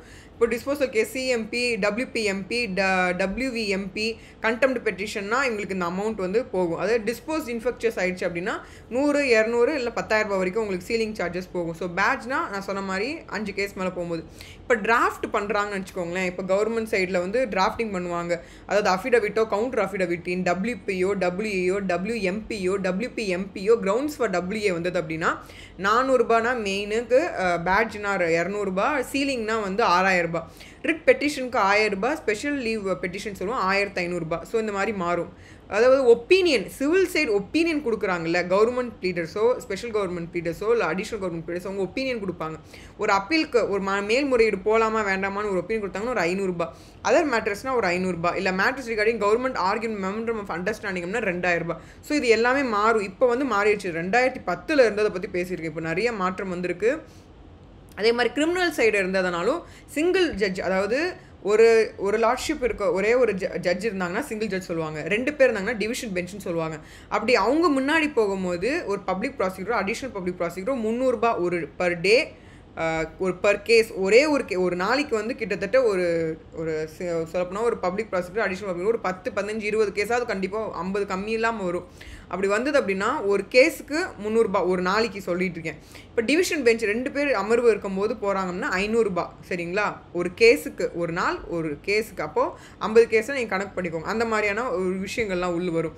ஸோ இந்த மாதிரி டிராஃப்டிங் பண்ணுறாங்க, அதாவது டிராஃப்டிங் ஃபார் அஃபிடவிட்டோ, counter affidavit, criminal appeal revision போனாங்கன்னா 300 ரூபாயிலேருந்து 150 ரூபா பேட்சுக்கு, 5,000 ரூபாய் சீலிங்க்கு. இப்போ டிராஃப்டிங் ஸ்பெஷல் லீவ் பெட்டிஷன், அதாவது சுப்ரீம் கோர்ட் போதுன்னா 1,500 ரூபாய். அது கன்வீனியன்ஸ் அலவன்சஸோட காசு வந்து 2000 ரூபாய் shall be paid as a all law officers on civil and criminal சைடுக்கு 2000 ரூபாய் வந்து அலவன்சஸ் கொடுக்குற மாதிரி கொடுக்கணும். செல்ஃபோன் சார்ஜஸ்க்கு வந்து 1000 ரூபாய். சரிங்களா? இது வந்து 2010 இதெல்லாம் கொடுத்துருக்காங்க. அக்கௌண்டபிலிட்டி லா ஆஃபீஸர்ஸ் பற்றி அதை வந்து தனியாக கொடுத்துருக்காங்க. ஸோ இந்த மாதிரியான இது விஷயங்கள் வந்து நான் ரொம்ப அதாவது 2006, 2009, 2010லே வந்தக்கூடிய ஆர்டர்ஸ் பற்றி பேசியிருக்கேன். இப்போ இது எல்லாமே நிறைய மாற்றங்கள் வந்துருச்சு. ஸோ இது உங்களுக்கு ஒரு ஓவரால் வியூக்கு நான் சொல்கிறேன். ஏன்னா ஒரு ப்ரைவேட் அட்வொகேட் பார்க்கும்போது நீங்கள் எவ்வளோ ஃபீஸ் பேமெண்ட் பண்ணுவீங்க அப்படிங்கிற உங்களுக்கு ஒரு ஐடியா இருக்கணும். ஃபார் எக்ஸாம்பிளுக்கு ஒரு ஜஸ்ட் ஒரு சின்ன ஒரு ஆர்டிக்கல் தான், இது ரொம்ப டெப்த்தாலாம் போவேன்னா இது தெரிஞ்சுக்கோங்க. அதாவது கோர்ட் வந்து டைரக்ட்ஸ், அதாவது நம்மளுடைய கோர்ட் வந்து டைரக்ட் பண்ணுறாங்க DGP to pay the professional fees to lawyer, அதாவது 52,030 ருபீஸ் வந்து இது வந்து 2011 வந்து ஆர்டிக்கல். இந்த ஆர்டிக்கலில் வந்து த ஹிந்து நியூஸ் பேப்பரில் வந்துருக்கு. ஸோ மெட்ராஸ் ஹைகோர்ட் என்ன சொன்னாங்க, director general of police to pay the professional fee and other charges totalling amounting to 52,030 rupees to a lawyer who served as a additional public prosecutor come additional government pleader in the subcourt at Sivagasi in Virudhunagar district between April 1, 2001 and January 30, 2003. So என்ன சொல்கிறாங்கன்னா டிஜிபியாகவே இருந்தாலும் உங்களுக்கான professional ஃபீஸை நீங்கள் payment பண்ணி தான் ஆகணும் அப்படின்னு சொல்லிட்டு ஒரு டைரக்ஷன் வந்து 2011 கொடுத்தது. ஸோ ப்ரொஃபஷனல் ஃபீஸ் அப்படிங்கிறது ரொம்ப இம்பார்ட்டண்டான ஒரு விஷயம். ஸோ இது நான் ஆல்ரெடி சொன்ன மாதிரி நம்மளுடைய Tamil Nadu state legal service authority இதை லிங்க் நான் டோட்டலாக கொடுக்குறேன். நீங்கள் போய் உள்ளே போய் படித்து பாருங்கள். இதெல்லாம் ரொம்ப பழைய டாக்குமெண்ட். அது அப்போலேருந்தே இருக்குன்னு நீங்கள் தெரிஞ்சுக்கணுங்கிறதுக்காக. அதே மாதிரி சிஎம் இப்போது இருக்கக்கூடிய ரீசன்ட் டைம் 2024 மார்ச்சில் பார்த்தீங்க அப்படின்னா 2ஆம் தேதி வந்து விட்டு இதில் வந்து அனௌன்ஸ்மெண்ட் என்னென்னா நம்மளுடைய chief ministers of like Naveen Patnaik, அதாவது இது வந்து இந்த பர்டிகுலர் ஆர்டிக்கலை ஃபுல்லாக படித்து பாருங்கள். ஸோ அவங்க என்ன பண்ணியிருக்காங்க அப்படின்னா எல்லா லா ஆஃபீஸர்ஸ்க்கெல்லாம் ஃபீஸ் எல்லாம் அமௌண்ட் அதிகப்படுத்துங்க அப்படின்னு சொல்லிட்டு சொல்லியிருக்காங்க. அதாவது daily fees for additional public prosecutor have been increased from 1250 ரூபா கொடுத்த இடத்துல 1875 ரூபா கொடுக்க சொல்லியிருக்காங்க. ரீட்டைனர் ஃபீஸ் வந்து 8200 ரூபா இருந்தது வந்து 12300 ரூபா அப்படின்னு சொல்லியிருக்காங்க. அண்ட் டெய்லி ஃபீஸ் வந்து பார்த்திங்கன்னா வந்து ஒரு 750 assistant public prosecutor have been increased to, அதாவது இன்க்ரீஸ் பண்ணியிருக்காங்க. 1100 ரூபா சொன்னால் 1250 ரூபா அப்படின்னு சொல்லிட்டு எல்லாத்தையுமே வந்து எல்லா ஃபீஸையும் வந்து அதிகப்படுத்துங்க அப்படின்னு சொல்லிட்டு கொடுத்துருக்காங்க. ஸோ இது வந்து பார்த்திங்கன்னா பர்டிகுலர்லி இந்த நியூஸ் எங்கே அப்படின்னு சொல்லி பார்த்தீங்கன்னா புவனேஸ்வர். ஸோ அந்த மாதிரி எல்லா ஸ்டேட்லேயும் அது மாறுபடும். அப்பப்போ அமெண்ட் பண்ணிக்கிட்டே இருப்பாங்க, இன்க்ரீஸ் பண்ணுவாங்க. இப்போயும் நிறையா அமெண்ட் பண்ணி இன்க்ரீஸ் பண்ணியிருக்காங்க. ஸோ இந்த மாதிரியான ஒரு ஃபீஸ் ஸ்ட்ரக்சர்ஸ் எதுக்கு நீங்கள் கொடுக்கணும், ஒரு ஃபஸ்ட்டு ஒரு செக்யூரான விஷயம். அண்ட் இதுவும் வந்து டாக்ஸஸில் வரும். ஸோ ஒரு லிமிட் மேலே போகும்போது அட்வொகேட்டோட ஃபீஸ் வந்து டேக்ஸ் பே பண்ணுவாங்க. அதிகபட்சத்தில் போகும்போது ஃபீஸ் வந்து டேக்ஸ் பண்ணுவாங்க. அந்த டேக்ஸ் வந்து அப்ளிகபிள் டு எவ்ரி ப்ரொஃபஷன். அது வந்து அட்வொகேட் ப்ரொஃபஷன் ஒரு விதிவிலக்கு கிடையாது. ஸோ இண்டிவிஜுவலாக பண்ணுறாங்கன்னா அவங்களுக்கு டிஃப்ரெண்ட்டாக இருக்குங்க. ஏன்னா ஸ்டார்டிங் ஸ்டேஜில் அவங்க அவ்வளோலாம் வந்து ₹1,00,000 மேக்ஸிமம் வாங்க மாட்டாங்க, கம்மியாக தான் இருக்கும். அது அவங்களுடைய expense, printer, xerox, junior fees, travel இதுலேயே பாதி போயிடும். அதனால் இது வந்து ரெகுலராக வந்துட்டு இருக்கும் போது அவங்க வந்து டேக்ஸ் பேமெண்ட் பண்ணுவாங்க. ஃபார் எக்ஸாம்பிளுக்கு பார்த்தீங்கன்னா ஃபேமஸான வழக்கறிஞர் லைக் ராம் ஜெத்மலானி, ஃபலி இது வந்து பழசு தான். இது வந்து ஜஸ்ட் உங்களுடைய அண்டர்ஸ்டாண்டிங்காக. அதாவது இவங்க எல்லாரும் வந்து ஒரு சில முக்கியமான வழக்கறிஞர், எல்லாருக்கும் தெரிஞ்ச ஒரு வழக்கறிஞர்கள் இவருங்கெல்லாம். ஸோ சிதம்பரம் சாராக இருக்கட்டும், இல்லை கபில் சிபாலாக இருக்கட்டும், இது வந்து சல்மான் சாராக இருக்கட்டும், இவங்க எல்லாமே வழக்கறிஞர். இவங்க எல்லாருமே பார்த்திங்கன்னா ஒரு தோராயமாக ஒரே ஒரு ஹியரிங்க்கு ஒரே ஒரு அப்பியரன்ஸ் வந்து கோர்ட்டில் போய் நிற்கிறதுக்கு வந்து பார்த்திங்கன்னா 25 லட்சம் வந்து வாங்குறாங்க மினிமம். இவங்களுடைய இது பார்த்திங்கன்னா 5.5 லட்சத்துலேருந்து 25 லட்சம் வரைக்கும் ஒரே ஒரு ஹியரிங் அப்படிங்கிறது வந்து ஒரு கிட்டத்தட்ட 20-30 ஹியரிங்ஸ் வந்து ஒரு கேஸில் வருது வச்சுன்னா ஒரு ஹியரிங்க்கு வந்து 25 லட்சம் வாங்குறாங்க. கொடுக்கறதுக்கு கிளைண்ட்ஸ் இருக்காங்க. அப்போ யோசிச்சு பாருங்கள், அப்போ எந்த அளவுக்கு அவங்க வந்து ரெடியாக இருப்பாங்க அப்படின்னு சொல்லி பார்த்துக்கோங்க. ஸோ இது எப்போ வந்த ஒரு வருஷத்தில் பார்த்தா 2017 ரிலீஸ் பண்ணது. 2017 December 7th supreme court favours laws to regulate the hefty fee charge by lawyers. So அப்பயே வந்து இவ்வளோ அமௌண்ட் வாங்கியிருக்காங்க. இப்போ சொல்லவே வேணால் கோடிக்கணக்கில் தான் வந்து சீனியர் வந்து டெல்லியில் இருக்கவங்களும் வாங்குவாங்க. இது ஒரு முக்கியமான ஃப்ரீக்வெண்ட்லி ஆஸ் கொஷின்ஸ். ஸோ இதுவும் நான் லிங்க்கில் கொடுக்குறேன், இது நீங்கள் படித்து பாருங்கள். ஸோ ரீச் ஆகலைன்னா நாட் டேக்கன் அப்லாம் என்ன ஆகும், பெயில் கேஸ்னால் நெக்ஸ்ட் டே வரும். இது மற்ற கேஸ்னால் ஒரு வீக்கோ 2 வீக்ஸோ கழித்து அடுத்த நாள் போடுவாங்க. ஸோ இந்த மாதிரியான ஜென்ரலான ஃப்ரீக்வெண்ட்லி ஆஸ் கொஷின்ஸ் இருக்குது, அது நீங்கள் படித்து பாருங்கள். ஸோ தோராயமாக ஒரு ஹியரிங்க்கு வந்து ஹார் பேஸ் பண்ணி அண்ட் அப்பியரன்ஸ் பேஸ் பண்ணி டைம் இருக்குது, கன்சப்ஷன்ஸ் இருக்குது, இதெல்லாம் பேஸ் பண்ணி தான் தருவாங்க. ஸோ ஒரு பிரிண்டிங் காஸ்ட் பார்த்திங்கன்னா இந்நாளைக்கு பார்த்திங்கன்னா ஒரு சைடுக்கு வந்து 5 ரூபா, ஃப்ரண்ட் அண்ட் பேக் 10 ரூபா வாங்குறாங்க. கலராக இருந்தால் 40 ரூபா, 50 ரூபா, 60 ரூபா. ஒரு இடங்களில் பார்த்திங்கன்னா A4, A3, A2 போச்சு அப்படின்னா அமௌண்ட் வந்து சார்ஜ் டிஃப்ரெண்ட்டாக இருக்கும்.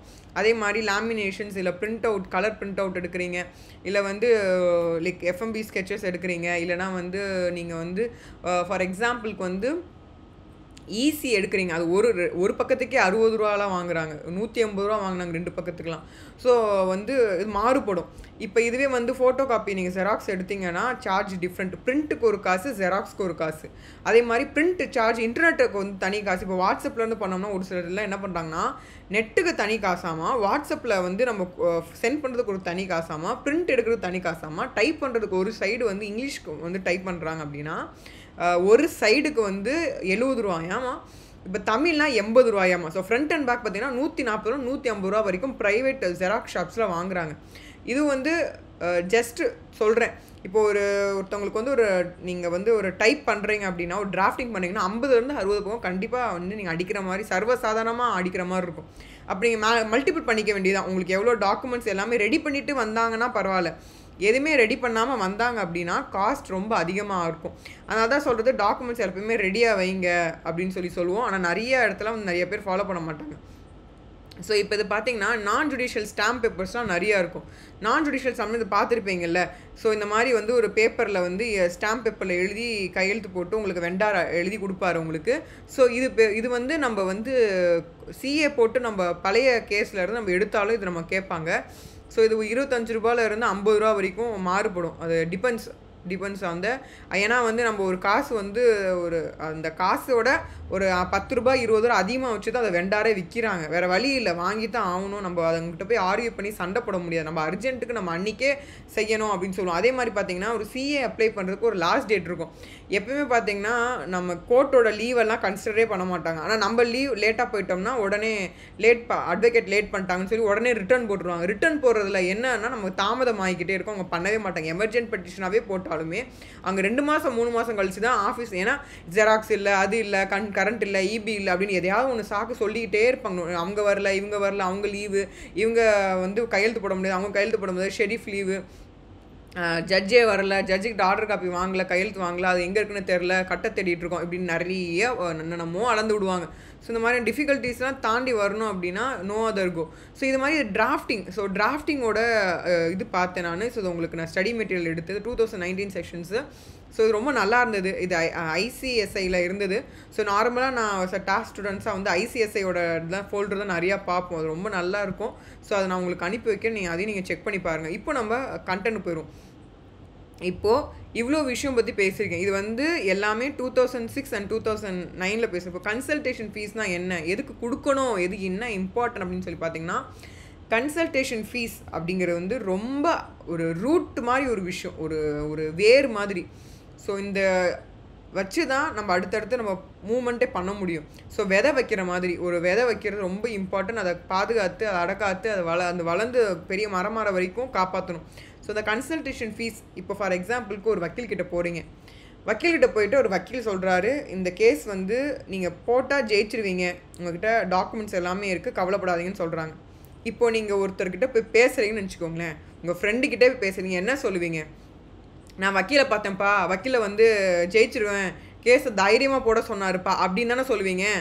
இப்போது வந்து இப்போ வக்கீல்கிட்ட பேசுகிறதும் சொல்லாமல் நான் ஒருத்தர்கிட்ட கேட்டேன்ப்பா, அவர் இப்படி சொன்னார்ப்பா நான் சொல்லுவீங்க.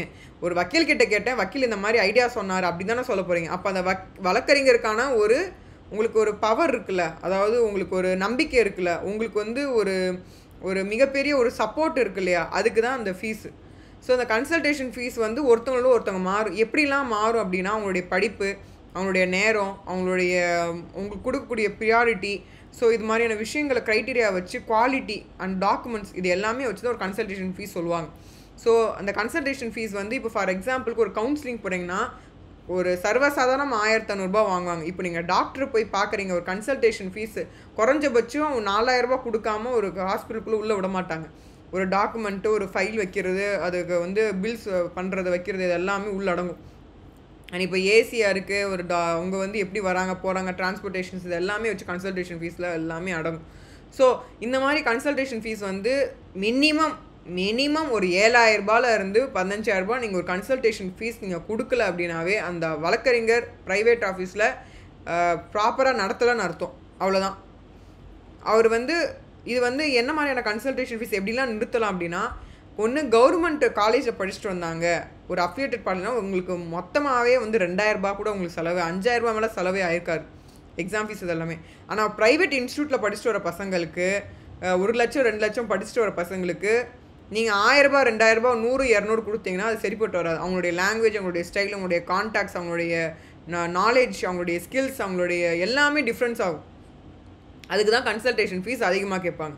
ஸோ இப்போ நீங்கள் வந்து ஃபார் எக்ஸாம்பிளுக்கு வந்து ஒரு டாக்டர்கிட்ட ஒரு கன்சல்டேஷன் ஃபீஸ் கேட்குறீங்க. இப்போ உங்களுக்கு நோய் இருக்குது நோய் இல்லை சரிங்களா, உங்களுக்கான டவுட் இருக்குது, ஃபீவர் வர மாதிரி இருக்குது, ஃபீவரிஷ்ஷாக இருக்குது, அது வந்து எக்ஸாம் வந்து பயமாகவும் இருக்கலாம், இல்லை வந்து உண்மையிலேயே ஃபீவராக இருக்கலாம், இல்லை நீங்கள் வெளியே சாப்பிட்டு உங்களுடைய ஸ்டொமக் அப்செட்னால உங்களுக்கு எதாவது மேபி இருக்கலாம். போய் கேட்குறீங்க, இல்லை ஒன்றுமே இல்லை உங்களுக்கே ஒரு பயமாக இருக்கலாம், அப்போ போய் கேட்குறீங்க, அப்போ ஒரு ஃபீவர் இல்லைன்னு சொல்லிடுறாரு சரிங்களா.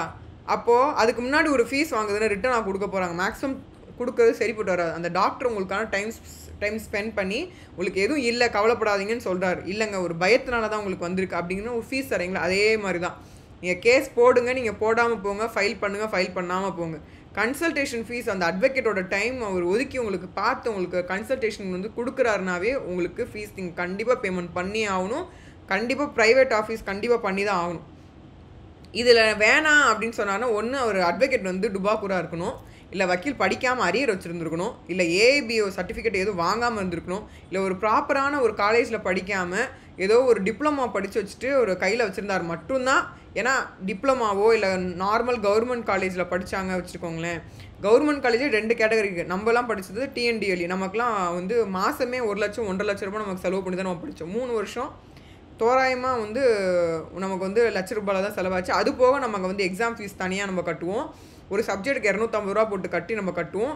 இது முடிச்சதுக்கப்புறமா நம்ம வந்து பார்த்திங்கன்னா பேப்பர் பப்ளிகேஷன்ஸ் தனியாக ஒரு அமௌண்ட்டு, அது போக நம்ம வந்து ஏஐபி எக்ஸாம் எழுதி ஒரு ₹14,000 சொச்சம் அது ஒரு அமௌண்ட்டு, அப்புறம் அட்வொகேட் அஃபிடவிட் எல்லாம் பண்ணுறதுக்கு வந்து ₹2,000 3,000 செலவு பண்ணி போக நம்ம வந்து எல்எல்எம் பண்ணதுக்கு டெசர்டேஷன் ஃபீஸ் நம்ம dissertation very hard copy ready பண்ணுறதுக்கே ₹7,000 10,000 ஆகிப்போச்சு.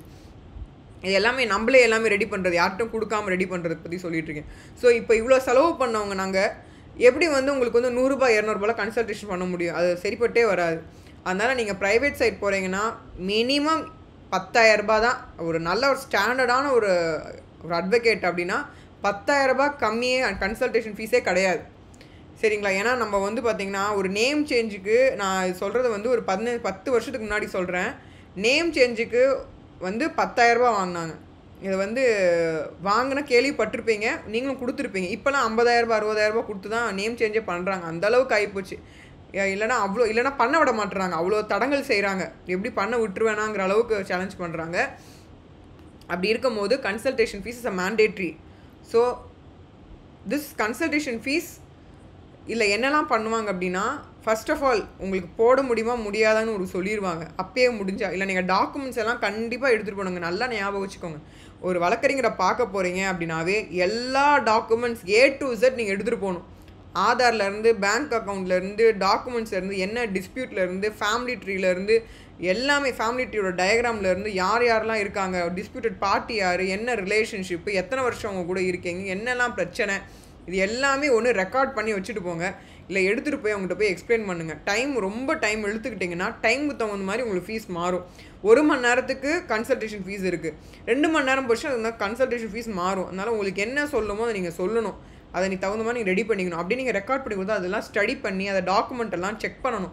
இப்போ நீங்கள் எஃப்எம்பி ஸ்கெட்சு, ஏ ரெஜிஸ்டரு, அப்புறம் வந்து உங்களுக்கு இருக்கக்கூடிய அனைத்து ஈசி, அப்புறம் நேம் சேஞ்ச், பட்டாவில் என்ன சேஞ்ச் பண்ணியிருக்கீங்க, உங்களுக்கு என்ன மாதிரி அக்ரிகல்ச்சர் லேண்ட் இருக்குது, எப்போ வாங்கினீங்க, அதுக்கு முன்னாடி ஏதாவது பிரச்சனை இருக்கா, கோர்ட்டில் ஏதாவது போட்டிருக்காங்களா, கோர்ட்டில் ஏதாவது நிலுவையில் இருக்கா, அதை நீங்கள் வாங்கிட்டீங்களா, இல்லை கொடுத்தவர் வந்து உயிரோடு இருக்காரா, இல்லை இறந்துட்டாரா, உங்களுக்கு வந்து அடுத்தடுத்த வாரிசு இதில் வருதா, இல்லை மற்ற சூழ்நிலைகள் அது வந்துட்டுருக்கா அப்படின்னா மிகப்பெரிய ஒரு ஒர்க் இருக்குது அதில். நம்ம எடுத்த உடனே போயிட்டு நம்ம போய் கேட்டுற முடியாது. நீங்கள் சொல்வீங்க அசால்ட்டாக, மேடம் எங்களை ஏமாற்றி இந்த இடத்த சொத்தை மாற்றி எழுதிட்டாங்க, அந்த சொத்து எப்படி வந்துச்சு, ஏன் இப்படி வந்துச்சு, அது எத்தனை ஜென்ரேஷனை தாண்டி வந்திருக்கு, என்னெல்லாம் சட்ட சிக்கல் இருக்குது, என்ன மாதிரியான பிரச்சனைகள்லாம் தாண்டி வந்திருக்கு, அது கோயிலுக்கு எழுதி கொடுத்துட்டாங்களா, இல்லை மசூதிக்கு எழுதி கொடுத்துட்டாங்களா, சர்ச்சுக்கு எழுதி கொடுத்துட்டா, நீங்கள் இப்போ கேட்டுட்டு நிற்கிறீங்களா, இல்லை அவங்களுக்கு தெரியாமல் உங்களுக்கு வந்துச்சா, இல்லை உங்கள் அப்பா அம்மா உங்களுக்கு கொடுத்துட்டு போனால் வில்லா அப்படின்னு நிறைய பிரச்சனைகள் இருக்குது. அது எல்லாமே நாங்கள் ஸ்டடி பண்ணுவோம். அடுத்து ப்ரீவியஸ் அட்வொகேட் கிட்ட இருந்து நீங்கள் கண்டிப்பாக ரிப்போர்ட் எடுக்கணும். அந்த காலத்துலேருந்து எப்பயுமே வக்கீல் தான் கூட இருப்பாங்க. நிறைய படங்களில் பார்த்தோம்னா ஒரு மிகப்பெரிய ஒரு ஜமீன்தாராக இருக்கார், இல்லை ஊர் தலைவர் பஞ்சாயத்து தலைவராக இருக்கார், இல்லை பஞ்சாயத்தில் இருக்கார் அப்படின்னா வக்கீல் தான் கூடயே நிற்பார். கண்டிப்பாக ஒரு கைப்பில்லைன்னு சொல்லுவாங்க, அதாவது அக்கௌண்ட் எழுதுகிறவரும் வக்கீலும் கண்டிப்பாக 2 பேருமே கூட இருப்பாங்க. நிறைய படங்கள்லையும் பார்க்கலாம். ராஜா அந்த மாதிரி படங்கள்லாம் பார்த்தோன்னா இல்லை அட்வைசர் சொல்லுவாங்க, அது மினிஸ்டர் சொல்லுவாங்க. அவங்க எல்லாமே நிதித்துறையை சார்ந்தும் மற்றும் இந்த மாதிரியான விஷயங்களை பற்றி மற்ற நாடுகளில் இருக்கக்கூடிய துறைகளை வச்சு சொல்கிறது தான். ஸோ ராஜா காலத்துலேருந்து எப்பயுமே இந்த ஒரு பர்டிகுலர் இது கண்டிப்பாக மெயின்டைன் ஆகிட்டே இருந்தது ஒரு அட்வொகேட் ப்ரொஃபஷன். முக்கியமாக ஜமீன்தார்ஸ் டைம் அண்ட் இந்த டைம்லாம் பார்த்தீங்கன்னா வக்கீல் இல்லாமல் எந்த படத்துலையும் மேக்ஸிமம் பழைய படத்துலாம் பார்த்தாவே தெரியும். என்ன வக்கீல் சார் பண்ணிடலாமா அப்படின்னு சொல்லி இன்ன வரைக்கும் இந்த ரீசெண்ட் படத்தில் கூட பார்த்தீங்கன்னா வக்கீலோட ஸ்டைல் அண்ட் எப்பயுமே கூடயே ஒரு ஆள் இருப்பாங்க. அது ரைட் அண்ட் லெஃப்ட் ஹேண்ட் பார்த்தீங்கன்னா வக்கீல் அண்டு அக்கௌண்ட் எழுதுறவர் தான். ஸோ இந்த காலத்தில் நம்ம அட்வொகேட் சொல்கிறோம் அண்டு அக்கௌண்ட் எழுதுறவங்களுக்கு accountant are we call it இந்த சிஏ சார்ட்டர்ட் அக்கௌண்டன்ட்னு சொல்கிறோம். இவங்க தான் right and left hand for each and every family. So இந்த மாதிரி தான் இருக்கணும்.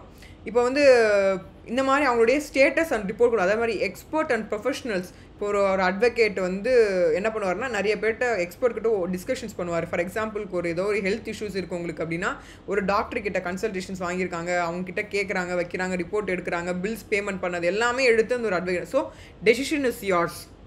ஸோ இது எல்லாமே பார்த்தீங்கன்னா ஸ்டடி பண்ணுறதுக்கு எப்படி 1 week to 2 weeks 1 month கூட ஆகும். அதெல்லாம் பார்த்துட்டு தான் உங்களுக்கு சொல்ல முடியும். சில கேசஸ் ஃபைலே பண்ணாமல் இருப்பாங்க, அதை பார்த்த உடனே சொல்லலாம் இது வேஸ்ட்டுப்பான்னு சொல்லி தூக்கி போட்டுட்டு போய்கிட்டே இருக்கலாம். ஆனால் ஒரு சில கேசஸ் டைம் லிமிடேஷன்லாம் இருக்குது, அதெல்லாம் எக்ஸீட் பண்ணி போக முடியாது, ட்ரை பண்ணி பார்க்கலாம்.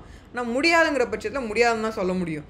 அப்போது அந்த இடத்துலேயே சொல்லிட்டோம்னா உங்களுக்கு காசு மிச்சம். இல்லைங்க முடியுங்க, வாங்க போட்டுடலாங்க, எல்லாமே செஞ்சிடலாங்க அப்படின்னா உங்களுக்கு 5 வருஷத்துக்கும் நீங்கள் தோராயமாக ஒரு மாதத்துக்கு ஒரு 2-3 வாட்டி ஒரு வக்கீலை பார்க்க போகிறீங்க. 2000 ரூபாய் வச்சாலும் ஜெயிக்க முடியாத ஒரு கேஸு, ஜெயிக்காது கேஸே ஃபைல் ஆகாத ஒரு கேஸுக்கு நீங்கள் 2000 ரூபான்னு ஒரு 3 நாளைக்கு 4 வாட்டி கண்டிப்பாக ஒரு வக்கீல் கூப்பிடுவாங்க. இப்போ 4 வாட்டிக்கு நீங்கள் 2000 ரூபாய் கொடுத்தீங்க, 3000 ரூபாய் இப்போலாம் 3000 ரூபாய் 5000 ரூபாய் வாங்குறாங்க ஒரு வாட்டி போனாவே. 5000 ரூபாய்னா 20000 ரூபாய், 20000 ரூபாய் இன்ட்டு 20000 ரூபாய் நீங்கள் போட்டுக்கோங்க, நீங்கள் வருஷத்துக்கு போட்டுக்கோங்க. அப்போ 5-10 வருஷத்துக்கு நீங்கள் எவ்வளோ ஆகும்? ஜெயிக்காத கேஸுக்கு எதுக்கு இவ்வளோ போடணும்? கன்சல்டேஷன் ஃபீஸை கொடுத்து என்னன்னு சொல்லி கேட்டு எல்லாத்தையும் ஸ்டடி பண்ணிட்டீங்கன்னா வேலை முடிஞ்சு போச்சு. இப்போ முன்னாடி 2-3 வக்கீல் நீங்கள் வச்சுருந்தீங்க, அவங்க இப்போ அவங்க வர முடியாத சொல்லணும், உங்களுக்கு அப்பியர் ஆக முடியாத சொல்லணும், அவங்க சொல்லணும் நாங்கள் தான் பார்த்துட்ருக்கோம், இப்போ என் பொண்ணுக்கு கல்யாணம், நான் ஃபாரின் போகிற மாதிரி இருக்கேன், இப்போ இந்த கேசஸ் பார்க்க முடியாதுன்னா நீங்கள் பாருங்கன்னா உங்கள் ஸ்டேட்டஸ் ரிப்போர்ட்டு ரெக்கார்டிங்ஸ் எல்லாம் அவங்க கொடுக்கணும். அப்படி தான் இன்னொரு வழக்கறிஞர்னால எடுக்க முடியும். எடுத்த உடனே புதுசாக போய் நின்றுக்கிட்டு கேஸெல்லாம் எடுத்து நடத்துங்கன்னா அதுக்கெல்லாம் வாய்ப்பில்லை. அப்படிலாம் இருந்தால் அதிகமாக காஸ்ட்டு உங்களுக்கு பேமெண்ட் பண்ணுற மாதிரி இருக்கும். அடுத்து ஸ்டேஜ் போச்சு அப்படின்னா சரி இப்போ ஓகே, இப்போ நீங்கள் முடிவு பண்ணிட்டீங்க கேஸ் போட்டுடலாம். இப்போ உங்களுக்கு வேணும்னே தான் பண்ணிகிட்ருக்காங்க அப்படின்னா ஒரு கோர்ட்லேயோ ட்ரிபியூனல்லையோ எங்கேயோ போடும்போது அதுக்கு தனி ஃபீஸ். அப்போ நீங்கள் பேசுங்க, எவ்வளோ காசு நாங்கள் பேச போகிறோம் அப்படிங்கிற ஃபஸ்ட்டு அதை பேசிவிட்டு அடுத்தபடியாக போங்க. உங்களுக்கு கேஸ் பட்ஜெட் ஓகேவா அப்படின்னு பாருங்கள். எப்பயுமே உங்களுக்கு 2 வக்கீல் கண்டிப்பாக உங்கள் ஃபேமிலியில் 2 வக்கீல் உங்களுக்கு எப்பயுமே நீங்கள் அப்பாயிண்ட் பண்ணி எப்பயுமே வச்சுருக்கணும். சார்ட்டர்ட் அக்கௌண்டன்ட் அண்ட் அட்வொகேட் 2 பேருமே மந்த்லி பேசிஸ்லையும் அசிஸ்டன்ட் மாதிரி இருக்கணும். இப்போ நீங்கள் அட்வொகேட்டை போய் கேட்டீங்கன்னா ஜூனியர் அசிஸ்டன்ட் உங்களுக்கு அப்பாயிண்ட் பண்ணி கொடுத்துருவாங்க. இப்போ நம்ம கிட்ட சொன்னால் ஒரு ஜூனியர் அசிஸ்டன்ட் ரெக்ரூட் பண்ணி ஒரு ப்ராப்பரான ஒரு டிசிப்ளினாக ஃபாலோ பண்ணுறவங்க, எத்திக்ஸ் ஃபாலோ பண்ணுறவங்க, தண்ணி அடிக்காமல் கெட்ட பழக்கம் எதுவும் இல்லாத ஒரு வழக்கறிஞராக உங்களுக்கு நாங்கள் கொடுத்துருவோம். ஸோ அப்போ என்ன பண்ணுவீங்க அப்படின்னா அவங்க உங்களுக்கு எப்பயுமே 24 உங்களுக்கு ஹெல்ப் பண்ணுவாங்க, கைட் பண்ணுவாங்க. Monday to Friday, maximum Monday to Friday அந்த வக்கீல்ஸ் உங்களுக்கு எப்பயுமே உங்களுக்கு எல்லா இடத்துலையும் உங்களுக்கு கான்ட்ராக்ட் பண்ண போகிறீங்க, அக்ரிமெண்ட் பண்ண போகிறீங்கன்னா உங்களுக்கு தகவல் என்ன பண்ணணும் ஏது பண்ணணும்னு ஒரு சஜஷன் கேட்டு உங்களுக்கு சொல்லிகிட்டே இருப்பாங்க. அவங்களுடைய ட்ராவல் அலவன்ஸ் அண்ட் சாப்பாடு எல்லாமே தங்கும் இடம் எல்லாமே கொடுக்கும்போது அந்த அட்வொகேட் கம்ப்ளீட்டாக அவங்க ஃபுல் ஃப்ளெஜ்டாக அவங்க இருப்பாங்க. ஸோ நார்மலாக ஃபுல் ஃப்ளெஜ்டாக ஒரு அட்வொகேட்னால இருக்க முடியாது. பட் நீங்கள் ஸ்பெஷலைஸ்டாக அவங்களுடைய மந்த்லியாக அவங்க பார்த்துக்க முடியும். அவங்களுக்கு ஸ்டேலேருந்து சாப்பாடுலேருந்து ட்ராவல்லேருந்து எல்லாமே பார்த்துப்போனா அவங்க உங்கள் கூட இருப்பாங்க. ஸோ அந்த மாதிரி ஃபெசிலிட்டிஸும் இருக்கும்.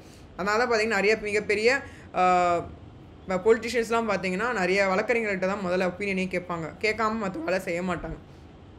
ஸோ கேஸோட நேச்சர் சிவிலா கிரிமினலா இல்லை ரெண்டுமே கலந்துருக்கா இல்லை அதர் கண்ட்ரியில் இன்வால்வ் ஆயிருக்கா ஸ்டேட்டில் இன்வால்வ் ஆயிருக்கா இப்போ வந்து இங்கேருந்து இப்போ தமிழ்நாட்டில் இருக்கீங்க கேரளாவுக்கு டூருக்கு போகிறீங்க அங்கே டூர் போயிட்டு நீங்கள் என்ன பண்ணுன்னா கர்நாடகா போயிட்டு டெல்லி போயிட்டு ரிட்டர்ன் பண்ணி அப்போது ஸ்டேட் எல்லாமே இன்வால்வ் இப்போ எந்த இடத்துல எங்கே பிரச்சனை வந்திருக்கு அப்படிங்கிற ஒரு விஷயம் ஒரு கலவரமாக இருக்கலாம் ஒரு ஸ்ட்ரைக்காக இருக்கலாம் ஒரு டிசாஸ்டராக இருக்கலாம் ஒரு எமர்ஜென்சியை வந்து என்ன பண்ணியிருக்கலாம்னா ஒரு மேபி லைக் தடை போட்டிருந்துருக்கலாம் ஸோ அந்த இடத்துல நீங்கள் கிராஸ் பண்ணும்போது பிரச்சனையாகும் அப்போது அது என்ன நேச்சர் இப்போ சிவில் மட்டும்னா தான் ஒரு ஃபீஸ் கிரிமினல்னால் ஒரு ஃபீஸாக பார்ப்பாங்க ஆனால் சிவில் கிரிமினல் இருந்தால் ரெண்டு பேர்ட்டையும் போலீஸ் அஃபிஷியல்ஸோடைய இதுவும் நமக்கு கோஆப்ரேஷன் வேணும் உங்களுடைய கைடன்ஸ் வேணும் அதே மாதிரி சிவில் சைடில் இருந்ததுன்னா நம்மளுடைய ரெஜிஸ்டர்ஸ் ரெவென்யூ சைட் டிபார்ட்மெண்ட்ஸோட எல்லாமே A to Z நம்ம பார்க்கணும் அப்போ தகுந்த மாதிரி கண்ட்ரி டு கண்ட்ரி போகும்போது அது தனியாக செலவு ஆக தான் செய்யும் அதனால தான் சொல்லுவேன் ஒரு பிக்னிக் டூர்லாம் இப்போலாம் போகிறீங்க சோலோ ரைடில் அதெல்லாம் ரொம்ப மோசமான ஒரு விஷயம் உங்களுக்கு எவ்வளோ பெரிய தப்பான ஒரு செயல்னே தெரியாமல் நிறைய பேர் அதோடைய அறியாமையில் போய்கிட்டு இருக்கீங்க அது ரொம்ப தப்பு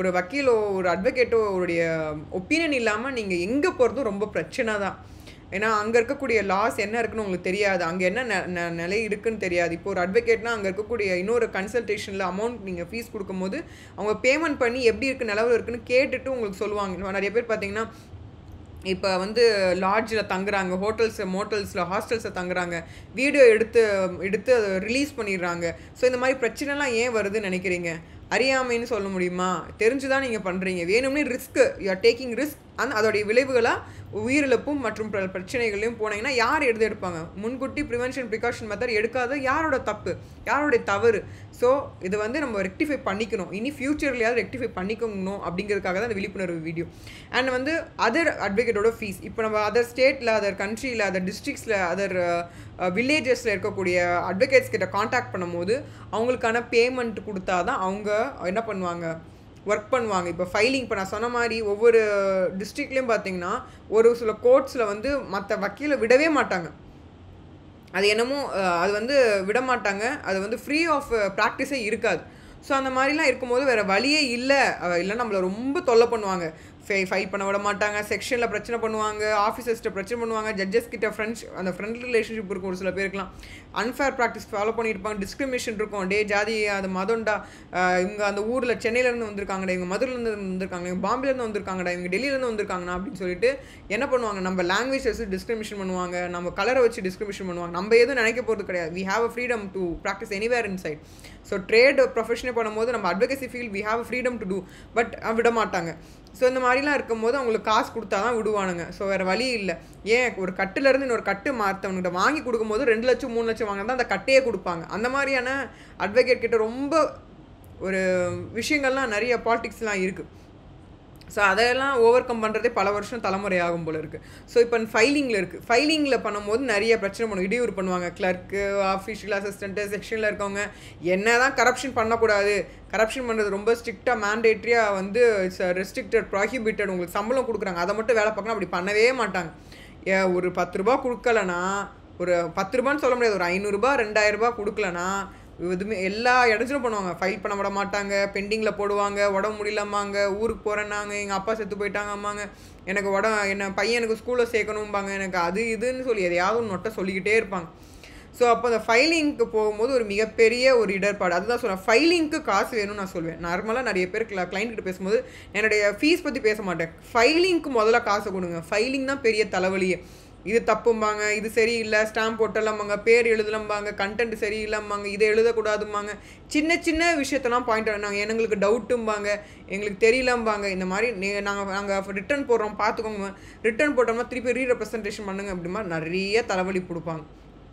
அப்படியே நம்பரிங் பண்ணாலும் நம்பரை பண்ண விட மாட்டாங்க அப்படியே நம்பர் ஆனாலும் லிஸ்ட்டு பண்ண விட மாட்டாங்க லிஸ்ட்டே ஆனாலும் கடைசியாக போட்டு விடுவாங்க அப்படியே கடைசியாக இந்த மாதிரி நிறைய பிரச்சனைகள் இருக்கும் ஸோ இது போக ட்ராவல் இப்போ வந்து ஃபார் எக்ஸாம்பிள் ஒரு வழக்கறிஞர் வந்து நார்மலாக ஒரு சில பேர் ரொம்ப ரிஸ்க் எடுத்து எல்லா ஃப்ரெண்ட்லியாக இருப்பாங்க நிறைய இடத்துல கான்டாக்ட்ஸில் இருப்பாங்க டிஸ்ட்ரிக்ஸில் இருப்பாங்க அப்போ இவங்க என்ன பண்ணுவாங்கன்னா அவங்க ட்ராவல் பண்ணி போகும்போது அவங்களுக்கு அலவன்சஸ் வந்து கிளைண்ட் கொடுத்து தான் ஆகணும் ஃப்ளைட் சார்ஜஸோ இப்போ இல்லை வந்து ட்ராவல் பஸ் சார்ஜோ ட்ரெயின் சார்ஜோ அவங்க கொடுத்து அவங்க பட்ஜெட் தகுந்த மாதிரி நீங்கள் சூஸ் அவுட் பண்ணணும் இப்போ வந்து ஒரு சில மெயினாக சொல்லணும்னா அட்வொகேட்ஸில் வந்து என்ன பண்ணுவாங்கன்னா ஃப்ளைட்டில் தான் போவாங்க. ஒரு சில பேர் கார்லேயே நான் போய்ப்பேன் அப்படிம்பாங்க, எக்ஸ்பென்ஸ் பார்த்துக்குறோம் அப்படிம்பாங்க. ஒரு சில பேர் ஜூனியர்ஸ் அனுப்பி வைப்பாங்க. என் ஜூனியர் வந்து பார்த்துப்பாங்க, கேரளாக்கு போயிட்டு வந்துடட்டும், ஃபீல்டு ஒர்க் பண்ணிட்டு வரட்டும், நீங்கள் வந்து அமௌண்ட் கொடுத்துருங்கன்னா அவங்களுக்கு சாப்பாடு செலவு, அவங்களுடைய ஸ்டே செலவு இது எல்லாமே நீங்கள் தான் பார்த்துக்கணும். அதே மாதிரி ஜூனியர் வந்து அசைன் பண்ணுவாங்க. ஸோ உங்களுக்கு இந்த ஜூனியர் ஓகேவா, உங்களுக்கு மென் வேணுமா உமன் வேணுமா, இப்போ ஃபார் எக்ஸாம்பிள் டிரான்ஸ்ஜெண்டர் ஒரு கிளைண்ட்டாக வராங்கன்னா எனக்கு டிரான்ஸ்ஜெண்டர் தான் வேணும்னா டிரான்ஸ்ஜெண்டர் ஜூனியர்ஸை கண்டுபிடிச்சி உங்களுக்கு அசைன் பண்ணி ஆகணும். ஸோ இப்போ அவங்களுடைய லாங்குவேஜ் என்ன லாங்குவேஜ்னு சொல்லி பார்க்கணும். அவங்களுக்கு என்ன லாங்குவேஜ் புரியுது, போகிறவங்களுக்கு அந்த லாங்குவேஜ் புரியுதா, அப்போ அங்கே யாராவது ஒருத்தவங்களை அப்பாயிண்ட் பண்ணணும், ஜூனியர் அப்பாயிண்ட் பண்ணணும். அங்கே இருக்கவங்களை கனெக்ட் பண்ணால் சும்மா யாரும் பேச மாட்டாங்க. ஸோ அதுக்கு அப்பாயின்மெண்ட்டுக்கு பேமெண்ட் பண்ணணும். அதே மாதிரி பேப்பர் ஒர்க் நிறையா இருக்குங்க. 1 2 நான் சொல்ல முடியாது, நிறைய எக்கச்சக்க பேப்பர் ஒர்க் இருக்கும். இப்போ அவர் வந்து பிரிண்டரில் இருந்து ஒரு செட்டு ஒரு கிளைண்ட் வராங்கன்னா குறைஞ்சபட்சம் A4 ஷீட்டு 3 பண்டில் வாங்கணும். இப்போ A4 ஷீட்டோட பண்டிலோட காஸ்ட் வந்து 230. சரிங்களா? நீங்கள் என்ன தான் வந்து பல்காக வாங்கினா 220 ரூபா 200 ரூபாக்குள்ள தான் வரும். இப்போ நீங்கள் வந்து இண்டீஜில் வாங்கினா 250 ரூபா. இப்போலாம் MRP போட்டால் அந்த ரேட்டை விட அதிகமாக 20 ரூபா வச்சு தான் விற்கிறாங்க. ஸோ 250 ரூபா வச்சுக்கோங்க, தோராயமாக வச்சுக்கோங்க. அது வந்து 8 GSM தான் யூஸ் பண்ணணும். 75 GSM மேலே 80 GSM மேலே தான் நம்ம யூஸ் பண்ணணும். A4 ஷீட்னு சொல்லிட்டாங்க. க்ரீன் லீகல் ஷீட் கிடையாது, A4 ஷீட்ஸ் தான் யூஸ் பண்ணணும். அப்போ தோராயமாக நீங்கள் பிரிண்ட்டு, ஜெராக்ஸ் அதெல்லாம் நீங்கள் கனெக்ட் பண்ணிங்கன்னா ஒரு சர்வசாதாரண ஒரு கேஸ் ஃபைலிங் மட்டும் அது ஸ்டேஜ் வரைக்கும் சொல்கிறேனே, ஒரு 3 to 4 கேட்ரேஜ் வந்து ரீஃபில் பண்ணுற மாதிரி இருக்கும். பிரிண்டர் வச்சுருந்தாங்கன்னா, ஜெராக்ஸ் மிஷின் வச்சுருந்தா தகுந்த மாதிரி இப்போ பார்த்தா கமர்ஷியல் எல்லாமே GST போடுறோம், EV பில் போடுறோன்னு எல்லாமே ஏற்றிட்டாங்க. இப்போ தோராயமாக வந்து பார்த்தீங்கன்னா 100 ரூபா கட்டின இடத்துல இப்போ 2000 ரூபா கட்டுறாங்க. 2000 ரூபா கட்டினதில் 10,000 ரூபா கட்டுறாங்க. 10,000 ரூபா கட்டினதில் இப்போ 20,000 ரூபா கட்டி இப்படி தான் EV பில் கட்டுறாங்க.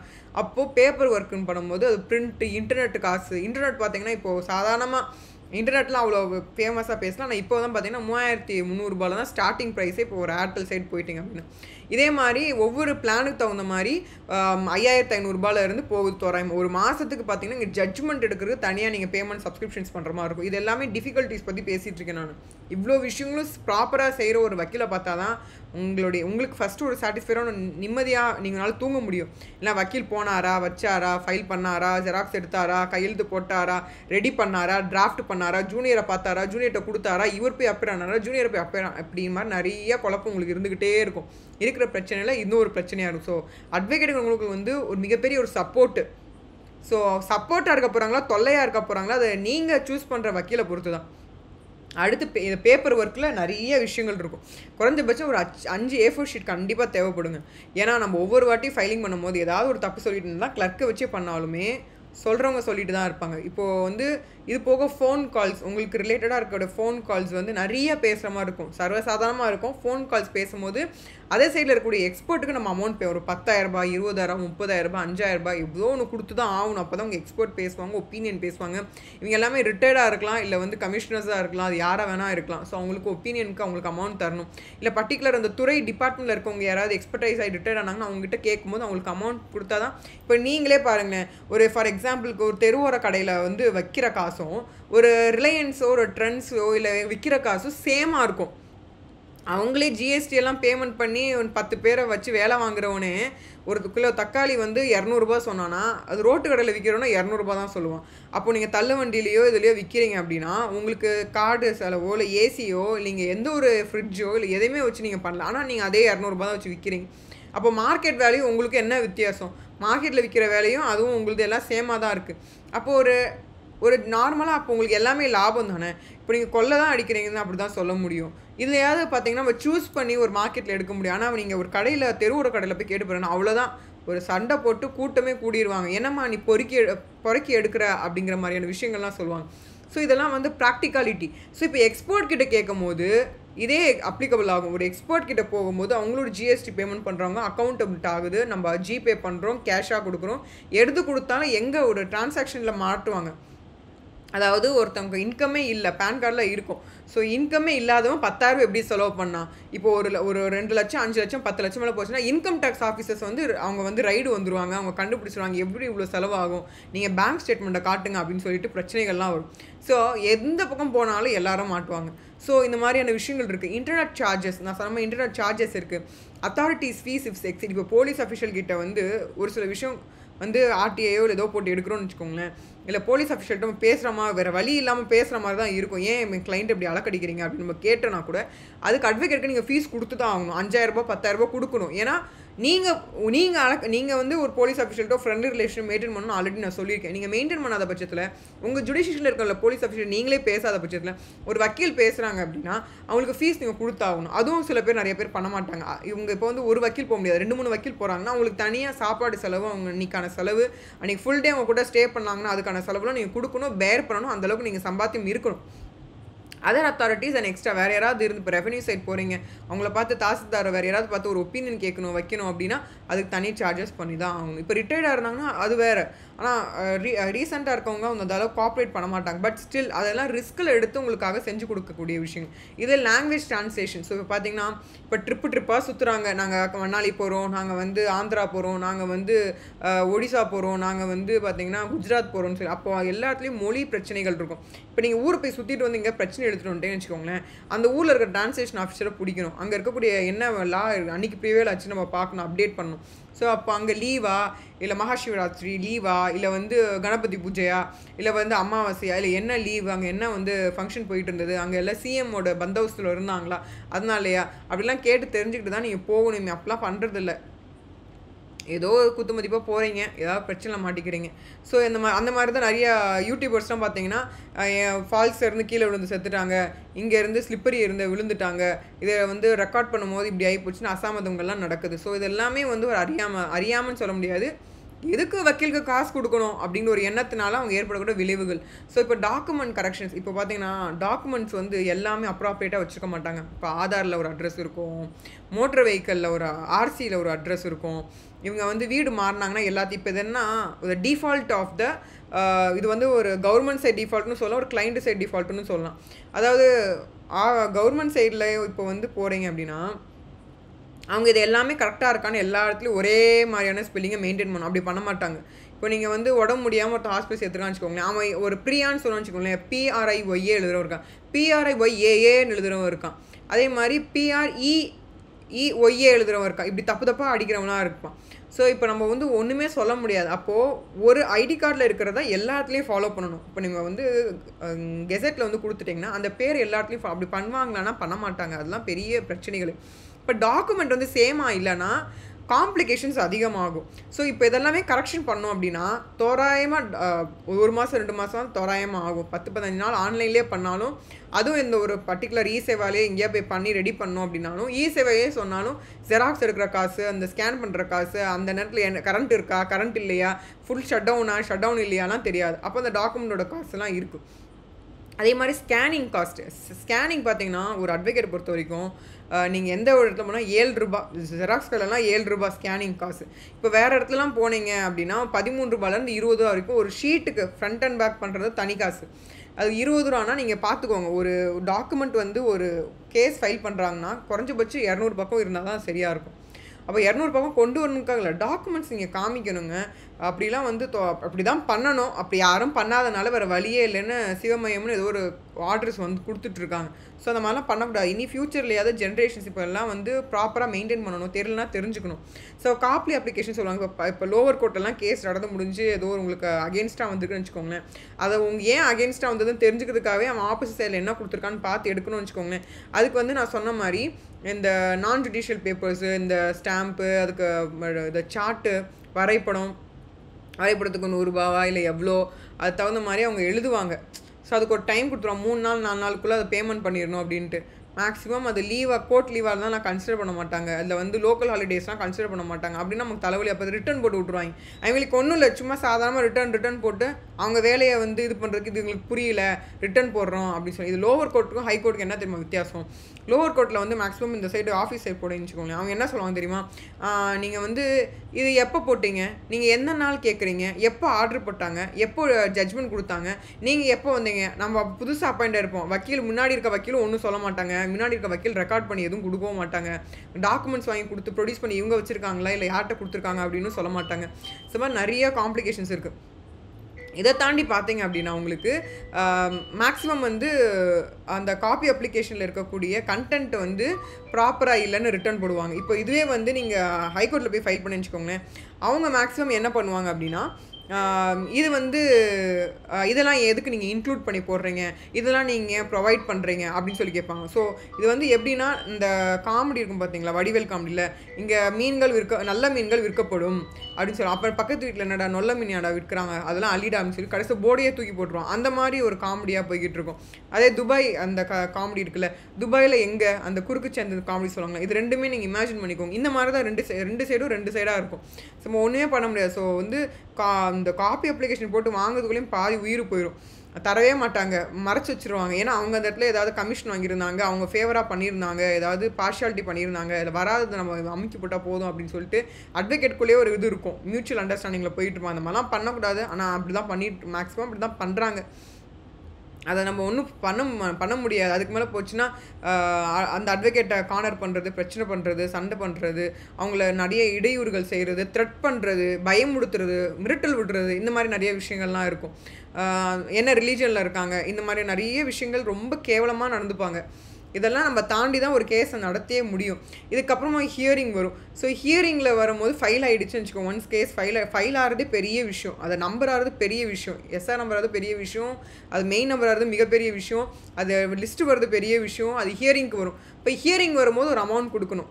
அது ஹியரிங்க்கு ஏன் கொடுக்கணும் அப்படின்னா, அது வந்து ஃபைலிங் வரைக்கும் தான் ஒரு காசு, ஹியரிங்க்கு தனி காசு. ஒரு அப்பியரன்ஸ்க்கு அன்றைக்கி அந்த வக்கீல் இல்லைனா அவருக்கு சார்ந்து வேறு யாராவது பேச போனாங்க அப்படின்னா அவங்களுக்கு நம்ம காசு கொடுத்தாகும்.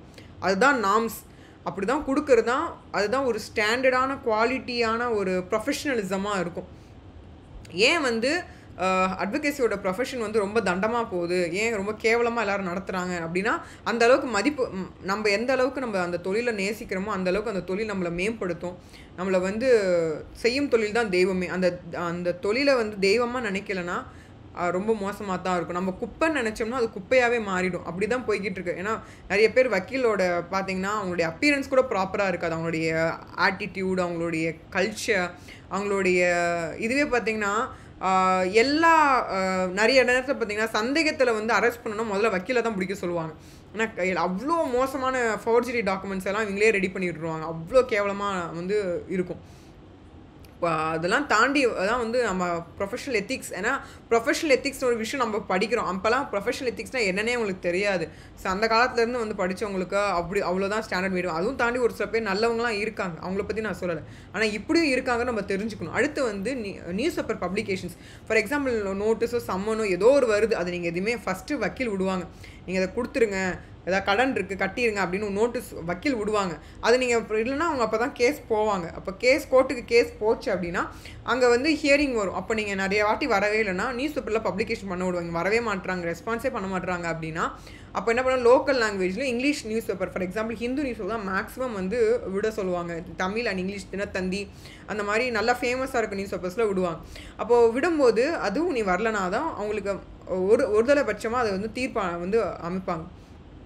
ஸோ இப்போ பார்த்தீங்கன்னா இந்த நியூஸ் பேப்பர்ஸில் வந்து பேப்பருக்கு அமௌண்ட்டு பேமெண்ட் பண்ணணும். இப்போ வந்து ஃபார் எக்ஸாம்பிள் அப்படியும் பண்ணி கிளைண்ட்டெல்லாம் வந்து ஓகே வரலாம் ஆயிடுச்சு அப்படின்னா அட்வொகேட் கமிஷனர் அப்பாயின்மெண்ட் பண்ணுவாங்க. அதாவது போய் நீங்கள் என்னென்னு போய் அந்த இடத்த போய் பார்த்துட்டு வாங்க. இப்போ வண்டி சீஸ் பண்ணியிருக்காங்க, அந்த வண்டி அங்கே தான் இருக்கா, என்ன கண்டிஷனில் ப்ராப்பராக இருக்கா இல்லையா, போலீஸ் ஸ்டேஷனில் தான் இருக்கா இல்லைன்னு போய் பார்த்துட்டு வாங்க, இல்லை போய் வாங்கிட்டு வரும்போது நீங்கள் போய் துணைக்கு போயிட்டு வாங்க அப்படின்னு சொல்லிட்டு அனுப்பி விடுவாங்க. அப்போது 5000 20,000 60,000 வரைக்கும் வந்து அந்த அட்வொகேட் கமிஷன். அது எப்படின்னா ஒரு ஹை கோர்ட்லனா எப்படின்னு சொல்கிறதுனா, ஒரு கோர்ட்டில் உட்காந்துருப்பாங்க, யார் அட்வொகேட் கமிஷனர் யார் அப்பாயின் பண்ணலாம், லார்ட்ஷிப்ஸே சொல்லுவாங்க, ஜட்ஜஸ் சொல்லுவாங்க, சரி நீங்கள் வந்து போயிட்டு அட்டன் பண்ணிட்டு வாங்க அப்படின்னா ஒரே ஒரு நாளைக்கு ஒரு 2 மிஞ்சி போனோம்னா ஒரு அரை நாள் கூட ஆகாது. அதுக்கு 20,000 60,000 கட்டணும். இது யார் கட்டணும்னா அந்த பர்டிகுலர் கிளைண்ட்டு தான் கட்டணும், அவங்க தலைமையில் தான் அதை கட்டுற மாதிரி இருக்கும். இப்போ இதுவே பார்த்தீங்கன்னா சிக்னேச்சர் எக்ஸ்பர்ட்லாம் வாங்கணும்னு 10,000 மேலே போகும்.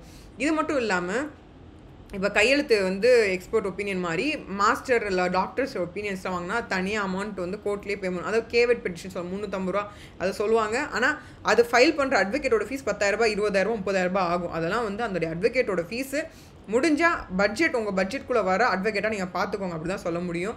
ஸோ இப்போ நார்மலாக நீங்கள் ரொம்ப நாமினலாக இருக்கீங்க அப்படின்னா கவர்மெண்ட் அட்வொகேட் நான் சொன்னேன் இல்லையா, நார்மலாக ஒரு மதுரை கோர்ட்லேயோ இல்லை செங்கல்பட்டு கோர்ட்லேயோ இல்லை வேறு ராம்நாட் கோர்ட்டில் படிச்சிங்கன்னா அவங்க மிஞ்சி போனால் 3,000 5,000 தான் அவங்க படிச்சுட்டே வந்திருப்பாங்க.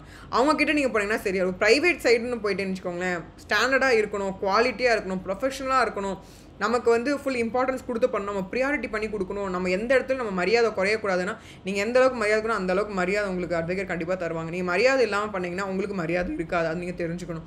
ஸோ அதே மாதிரி அவங்களுக்கான மரியாதையை கண்டிப்பாக எப்பயுமே குறைச்சல் இல்லாமல் பார்க்கணும். அதே மாதிரி ஒரு வக்கீல்கிட்ட பேசுகிறீங்க, 2 வக்கீல் உங்ககிட்ட இருக்காங்க அப்படின்னா 2 வக்கீல்கிட்ட பேசுகிறதோட வச்சுக்கோங்க. இந்த வக்கீலை பற்றி அங்கே போய் பேசுறது, அந்த வக்கீல்கிட்ட இவங்ககிட்ட பேசுறது, இந்த மாதிரியான விஷயங்களை வச்சுக்காதீங்க. அது எப்படின்னு தெரிய வரும்போது உங்களுக்கு ரொம்ப கஷ்டமாக இருக்கும். கண்டிப்பாக அந்த வக்கீல் உங்களுக்கு கண்டிப்பாக வரமாட்டாங்க. நான் வேறு யாராவது வக்காலத்தை சேஞ்ச் பண்ணிக்கோங்கன்னு சொல்லிட்டு எழுதி கொடுக்குறவங்க இருக்காங்க. அதே மாதிரி வக்காலத்தை சேஞ்ச் பண்ணும்போதும் வந்து வக்கீல் வந்து மாற்றுறீங்கன்னு வச்சுக்கோங்களேன், அதுக்கும் பேமெண்ட் பண்ணுற மாதிரி நீங்கள் பேசியிருக்கீங்க. ஒரு 50,000 ஃபைலிங்க்கு பேசுகிறீங்கன்னா அந்த வக்கீல் கண்டிப்பாக முயற்சி செஞ்சு உங்களுக்கு முடிச்சு கொடுத்துருவார். அவர் காசு போட்டு கூட முடிச்சு கொடுத்துருவார். ஆனால் அந்த வக்கீலோட ஃபீஸ் நீங்கள் கொடுக்காம நீங்கள் இருந்துட்டீங்க அப்படின்னா அதை வந்து அவரை கேஸ் போட முடியும், கிளைண்ட்டு மேலே கேஸ் போட முடியும். இங்கே பாருங்கள், நான் இந்த மாதிரி இவ்வளோ செலவு பண்ணியிருக்கேன், பில்ஸ் வச்சுருக்கேன், இவ்வளோ தூரம் நான் டாக்குமெண்ட் செஞ்சுருக்கேன், இவ்வளோ தூரம் கமிஷனர்ஸ் எக்ஸ்பர்ட்ஸ் கிட்டலாம் பேசியிருக்கேன், இவங்க 50,000 ஃபைலிங்க்கு சொன்னாங்க, அந்த ஃபைலிங் காசே அவங்க தரமாட்டுறாங்க அப்படின்னா உங்கள் கிளைண்ட்டு மேலேயே கேஸ் போட முடியும். வக்கீலும் கிளைண்ட்டு மேலே கேஸ் போடணும், கிளைண்ட்டும் வக்கீல் ஒழுங்காக சொன்னதை செய்யலை அப்படின்னாலும் கேஸ் போட முடியும். அதனால தான் சொல்கிறேன், ப்ராப்பரான வக்கீல் அவங்க என்ரோல் பண்ணியிருக்காங்க, ஏஐபி ஃபாலோ பண்ணியிருக்காங்க, ஏஐபி எக்ஸாம் பாஸ் பண்ணியிருக்காங்க, எல்லாம் ஒழுங்காக படித்து வச்சுருக்காங்க, வக்கீல்கிட்ட போங்க. அதுதான் சேஃபி, அதான் சேஃபரான உங்களுக்கு ஹேண்டாக இருக்கும், மெஷர்ஸாக இருக்கும். அதே மாதிரி ஜட்ஜ்மெண்ட் வாங்குறவங்க வந்து பார்த்தீங்கன்னா உங்களுக்கு ஃபைனல் டே ஆர்டர் வரும். ஸோ அதுக்கும் நீங்கள் அப்பயே போய் நீங்கள் கேட்குறதுனால டெய்லி போகிறது ரொம்ப நல்லது. அதே மாதிரி பார்த்தீங்கன்னா ஆர்டர் காப்பி வரும்போது அதுக்கு நம்ம லைக் அமௌண்ட் பேமெண்ட் பண்ணி அதுவும் நம்ம எடுப்போம், அதுவும் ஸோ அதுக்கும் தனி காசு ஆகும். ஸோ இந்த மாதிரி ஒவ்வொரு ஸ்டேஜுக்கும் காசு ஆகும். அதே மாதிரி அட்வொகேட் சேஞ்ச் பண்ணுறீங்க அப்படின்னா நீங்கள் ரீசன் சொல்லணும், ஏன் நீங்கள் சேஞ்ச் பண்ணுறீங்க, உங்களுக்கு நம்பிக்கை இல்லையா, அவங்க என்ன தவறு செஞ்சாங்கன்னு சொல்லிவிட்டு அந்த ஃபீஸ் எல்லாத்தையும் செட்டில் பண்ணிட்டு தான் நீங்கள் இன்னொரு வக்கீல்கிட்டே போகணும். சரிங்களா? உங்கள் கேஸ் நீங்களே வாதாடம் பார்ட்டி இன் பர்சனாக போகிறீங்கன்னா ஓகே, அட்வொகேட் வச்சு பண்ணுறீங்கன்னா இந்த மாதிரி விஷயங்கள்லாம் இருக்குன்னு தெரிஞ்சுக்கோங்க. அதே மாதிரி டாக்குமெண்ட் ரிட்டர்ன் பண்ணும்போது தரமாட்டாங்க. அப்படி டாக்குமெண்ட் அவங்க மெயின்டைன் பண்ணதுக்கு தான் காசு கேட்பாங்க. அது நிறைய பேர் தெரியறதில்ல. வக்கீல் வந்து தரமாட்டார், அவர் அத்தனை நாள் அதை மெயின்டைன் பண்ணி பொக்கிஷமாக காப்பாற்றி வச்சிருக்காருல்ல, அதுக்கு தான் அவர் காசு கேட்குறது. 5,000 10, ஒரு சில பேர்லாம் டாக்குமெண்ட் 1 லட்சம் 2 லட்ச ரூபா கொடுத்தா தான் கொடுப்பேன்னு சொல்லுவாங்க. ஸோ அந்த மாதிரி நேரங்கள்லையும் நீங்கள் கொடுத்து தான் ஆகணும். ஸோ அதெல்லாம் நீங்கள் முன்னாடியே பேசி நீங்கள் முடிவு செஞ்சுக்கணும். அதே மாதிரி டிராஃப்டிங் காசுன்னு ஒரு விஷயம் இருக்குது. அஃபிடவிட் டிராஃப்ட் பண்ணுறது, சினாப்சிஸ் டிராஃப்ட் பண்ணுறது, ஸ்டேக்கு டிராஃப்ட் பண்ணுறது, கண்டென்ட்லிக்கு டிராஃப்ட் பண்ணுறது, பிளெயின்ட்டுக்கு டிராஃப்ட் பண்ணுறது, கிரவுண்ட்ஸ்க்கு டிராஃப்ட் பண்ணுறது, previous court judgments, decree, fair copy, எக்ஸார்டர் எல்லாம் ஃபுல்லாக ஸ்டடி பண்ணி ரெடி பண்ணி அதை கேஸ் லாஸ் எடுத்து ஜட்ஜ்மெண்ட்ஸ் இருக்கிறது, இது எல்லாமே ஒரு காசுங்க. மினிமம் 2,000 3,000 தாராளமாக வாங்கலாம். இது எல்லாத்துக்குமே வாங்கலாம். ஏன்னா இதுதான் உங்களுக்கு அங்கே பேச போகுது, டாக்குமெண்ட் தான் பேச போகுது. இது இருந்தாவே ஜட்ஜ்மெண்ட்ஸ் வந்து கொடுத்துருவாங்க. ஸோ அந்தளவுக்கு ஸ்டாண்டர்டாக உங்களுக்கு டிராஃப்டிங் வேணும் அப்படின்னா ப்ராப்பராக வேணும்னா இப்படி தான். ஃபார் எக்ஸாம்பிள் பார்த்தீங்கன்னா நீங்கள் வந்து சாதாரணமாக கொடுத்துருப்பீங்க, அதை நான் கடனாக வாங்கினேன்னு சொல்லி எழுதி கொடுத்துருவாங்க. இது இன்னும் ஒரு முக்கியமான விஷயம் பற்றி பேசுகிறேன்.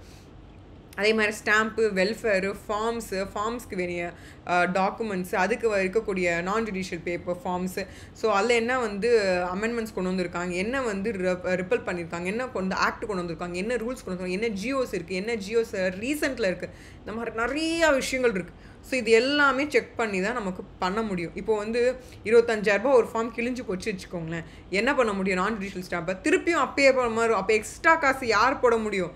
ஸோ முன்னப்பின்னா காசு ஆக தான் செய்யும். இன்றைக்கி ஒரு மார்க்கெட் வேல்யூ ஒரு வேல்யூ சொல்லியிருப்பாங்க, ஆனால் 10 நாள் கழிஞ்சு பதியும் போது மார்க்கெட் வேல்யூ மாறி போயிடும், கம்மி ஆகாது, ஏறிக்கிட்டே தான் போகும்.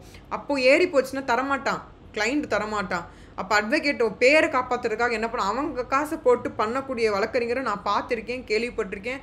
நானும் பர்சனலாக வந்து நமக்கும் தெரியும் இவ்வளோ கஷ்டப்படுறாங்கன்னு சொல்லி தெரியும். அதனால சொல்கிறேன், கிளைண்ட் அசால்ட்டாக சொல்லிடுவா 25,000 வாங்கியிருக்காரு வக்கீல் அப்படின்னு.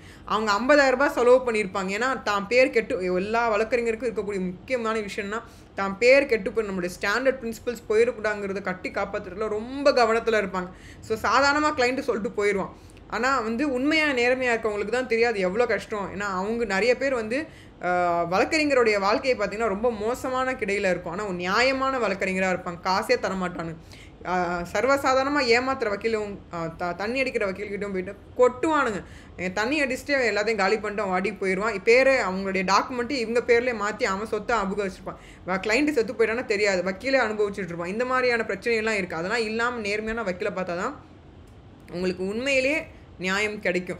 அடுத்து பார்த்திங்கன்னா லோவர் கோர்ட்லலாம் கேஸ் வந்து ஃபைல் பண்ணுன்னு வச்சுக்கோங்களேன், முதல்ல வந்து அவங்க ஸ்பெல்லிங் செக்லாம் வந்து தப்பாக அடிப்பாங்க. லிட்ரலாக தப்பாக இருக்குங்க. ரொம்ப அபத்தமான வந்து டைப் பண்ணியிருப்பாங்க.